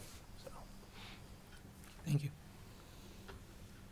No more questions from the public. Thank you, Justin. thank you. We can move on to Article 43. Article 40C3 seeks to accept the general law that allows for the town to provide maintenance to private roadways. This is the establishment of a general law that would allow for appropriated public dollars to make minor repairs to these private ways for the purpose of maintaining public access, especially to emergency and public works type vehicles. We have a number of small roads within the community, and sometimes in the winter they get nearly impassable, and they just need a little bit of work that's not very expensive. Many of these roads really aren't conducive to being converted into public ways for a number of reasons, and this would just provide us the opportunity to make sure that public safety is maintained. Any questions or comments? 43. Rajesh? So who's paying, so if this is a private way, so who's paying for the cost? Town is Town. paying for, town is? Yes. It's only minor repairs. Do we have an, But still, do we have an estimate of how much that would be per year? And would that sort of be a moral hazard where people on those private ways would just stop maintaining the road until we went and fixed them? So the repairs are made at the discretion of the town manager and the public works director. We are not seeking an additional appropriation of funds to cover anything, at least in fiscal year 26. We could do an assessment and to see, but we don't fund a lot of roadway improvements outside of Chapter 90, only modest improvements in pothole repairs. And these repairs are gonna be more like adding some gravel and filling in massive depressions or filling a couple potholes. I don't envision it costing a significant amount of money, and it would be limited to any funding that is appropriated in the DPW budget. So, yeah, and we already plow private streets. Because in the 1950s, we accepted the other section of the general law that allowed us to do that for private ways, and that was before subdivision control. So there's not gonna be a growing list of roadways that will need this, because anytime a new area is established now, it comes under subdivision control, and that road has to be accepted at the end of those homes being built. So it's a limited amount of roads. There is a little equity involved in this right now because some of these private ways have a number of tenant occupied units and the owners are uninterested in making the investment into the public way. And further, some of the private ways are physically unable to be brought up to current standards because of the width, etc. So there is some limitations, and the repairs, generally speaking, with regards to the budget and the funding would be quite modest. And I don't know how many public ways we have here, but do you foresee any of them that are owned by private people not wanting this done? I'm sorry, Like, not wanting it done. Nothing, so I own a private way, there's 5 of us that own it, and they don't want the town to do this. I don't know if that's even a possibility, but has that even been discussed? It hasn't, to be honest with you. We didn't really think of that option. Normally, this work would be done after it was requested of the owners or the occupants along the way. Oh, okay, yeah, that's fair then. Any other questions on 43? I open it to the public. Thank you, Kevin. We'll move to 44. Article 44 seeks a minor adjustment to the Wetlands Protection Bylaw, which would actually reduce the cost of mailings and notifications for certain types of actions that need to be notified through the abutter notification process. This is identified. This is, of course, the first year that we've had the Wetlands Protection Bylaw, and this was identified throughout the course of the year. There was kind of an extraordinary cost that was being placed on some applicants, and we're looking to mitigate that where it's not necessary. Any questions or comments on 44?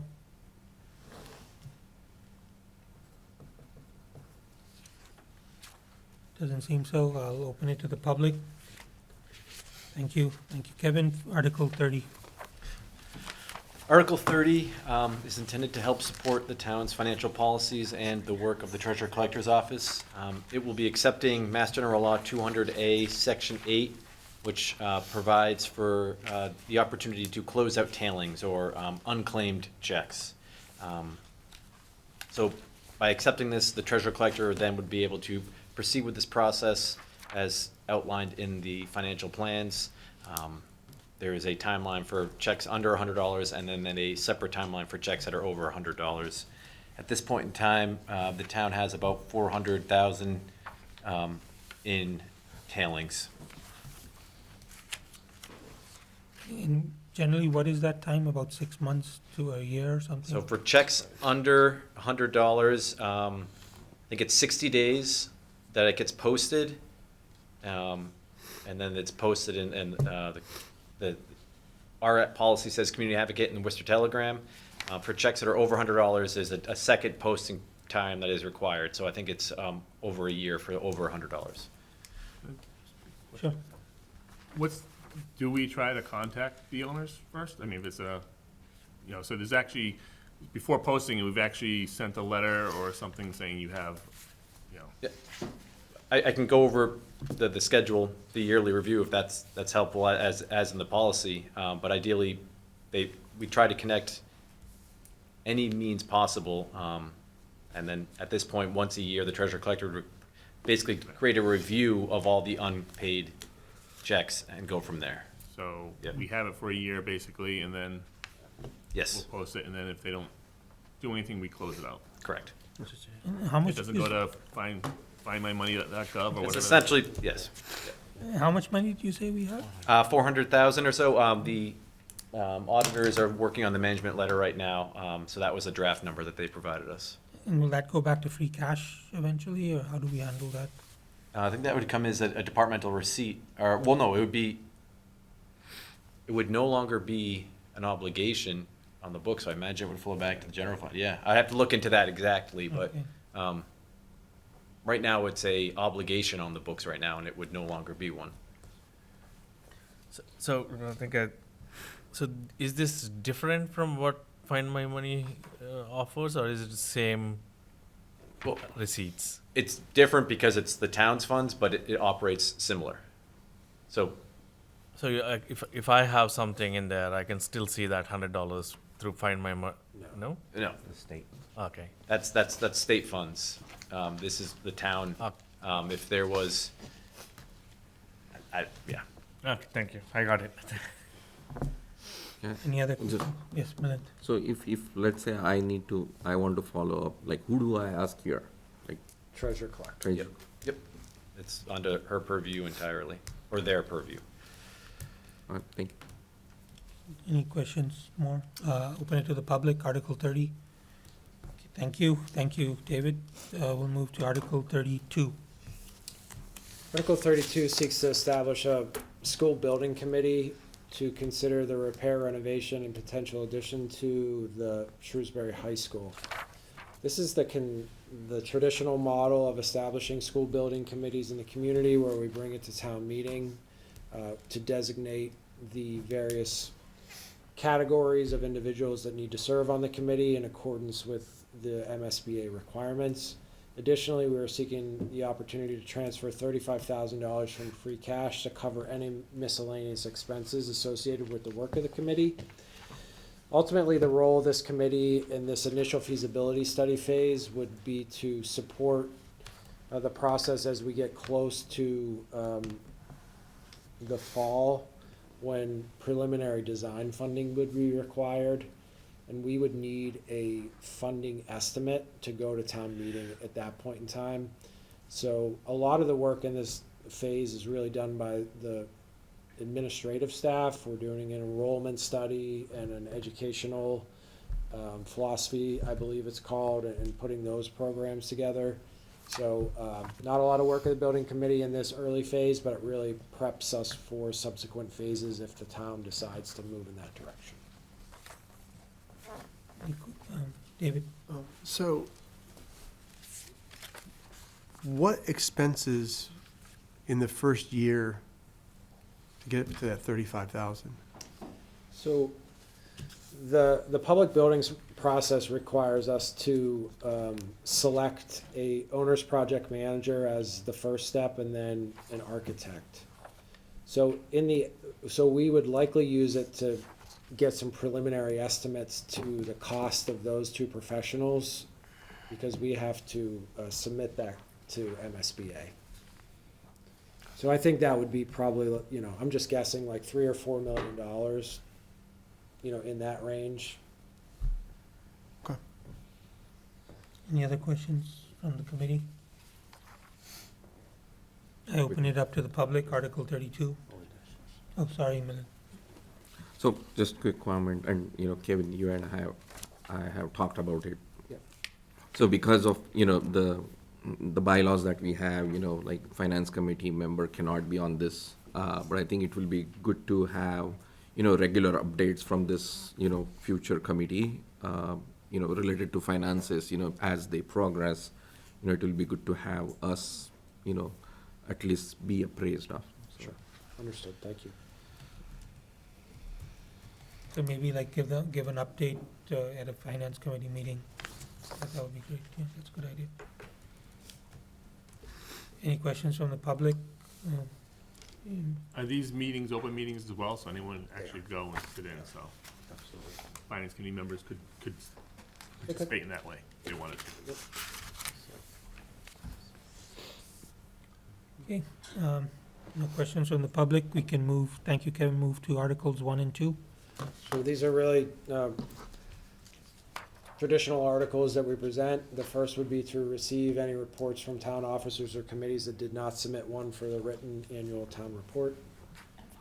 So we do have one anticipated for the Municipal Optimization Facilities Committee. We would expect a presentation from them. Any questions on Article 1? Nope. No. Open it to the public. Okay, thank you. Article 2. And then this is the selection of the trustees of the Wright and Harlow Charitable Trust Fund, which is a requirement of the trust that the town select the members each year. Any questions or comments on Article 2 from the public? No? Thank you. So that completes the schedule for today. So we shall now pause this public hearing and continue it on April 17th, 2025. May I get a motion for what the above said? May I get a second? Second. All in favor of the motion, please say aye. Aye. All against, please say nay. The motion passes. Thank you. We will deliberate on these on the 17th. We won't do any deliberations today.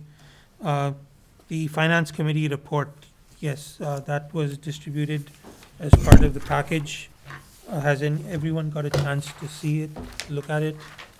At the beginning of the package. So one thing that we had talked about was putting a section on concerns. So that's something we will need to add. So maybe what I can do is, I did receive some of the concerns from some of the members. I can put something together, give it to Alex, and she can distribute it for review. And once we go through that process back and forth, we'll have it all taken care of. There was one thing that I noticed while going through this. I should have marked it. It was about the schools being, yes, it's on page 6. In the conclusion it says the school system remains in the top 10% of schools across the state. I remember us being told a 15% number during the presentations. We can update that. Yeah.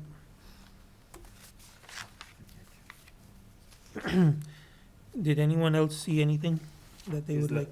Sorry, so to that, so DMG says we are in the 15%, so maybe, what's the basis for this particular quote, 10%? Is it from DESI or? I think it was in the presentation.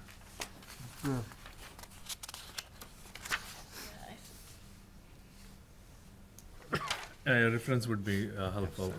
Yep, yeah, we can add that in reference. Thank you.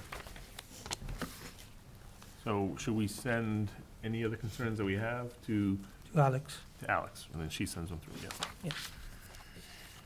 And we have a placeholder in the preface, so we can put it over there. Sure. Okay. Yeah, so if everybody could send it to Alex, that would be good. Okay, any other comments or questions on the report? I'll give you everybody a minute. None from my.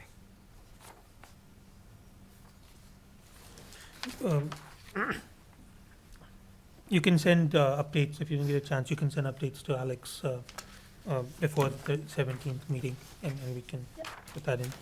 And we'll review it at the 17th, the final review. I think I just ask if everyone could send it maybe by Tuesday, that will give Yeah. Kind of normal timeline. Tax day? Send it back out. Yeah, and if you can send, by Tuesday. Let's try to get it in by Tuesday. Great. Okay, then we can move on to our item number 9, which is the meeting schedule. So we're meeting on Monday, April 14th, for a special town meeting. Then we meet for the actual special town meeting. The time has not been mentioned here. Is that a 7 o'clock meeting? Or is that yet to The be special published? town meeting starts at 7. There is an agenda posted for 6:45 on the stage, just in case anything comes up. Okay. So we should be there by 6:45. Everybody has to be there 6:45 p.m. Thursday, April 17th is our public town. We'll continue the public hearing for the annual town meeting warrant. On the 19th is our 19th of May is our actual annual town meeting.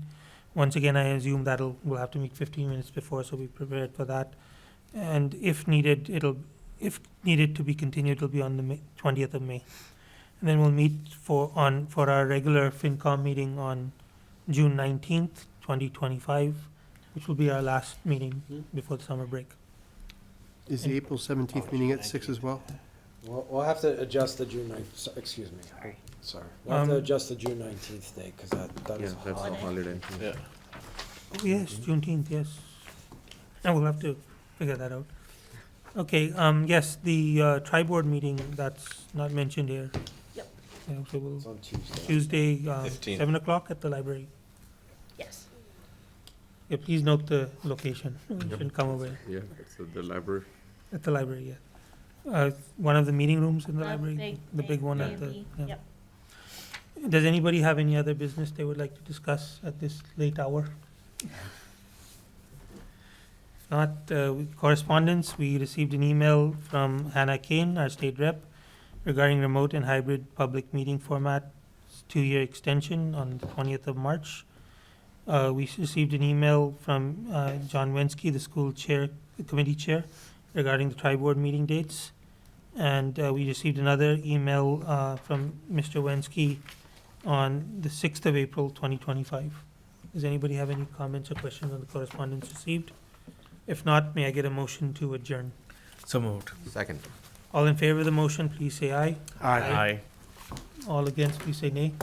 The motion passes. Thank you so much. Thank you. Good job.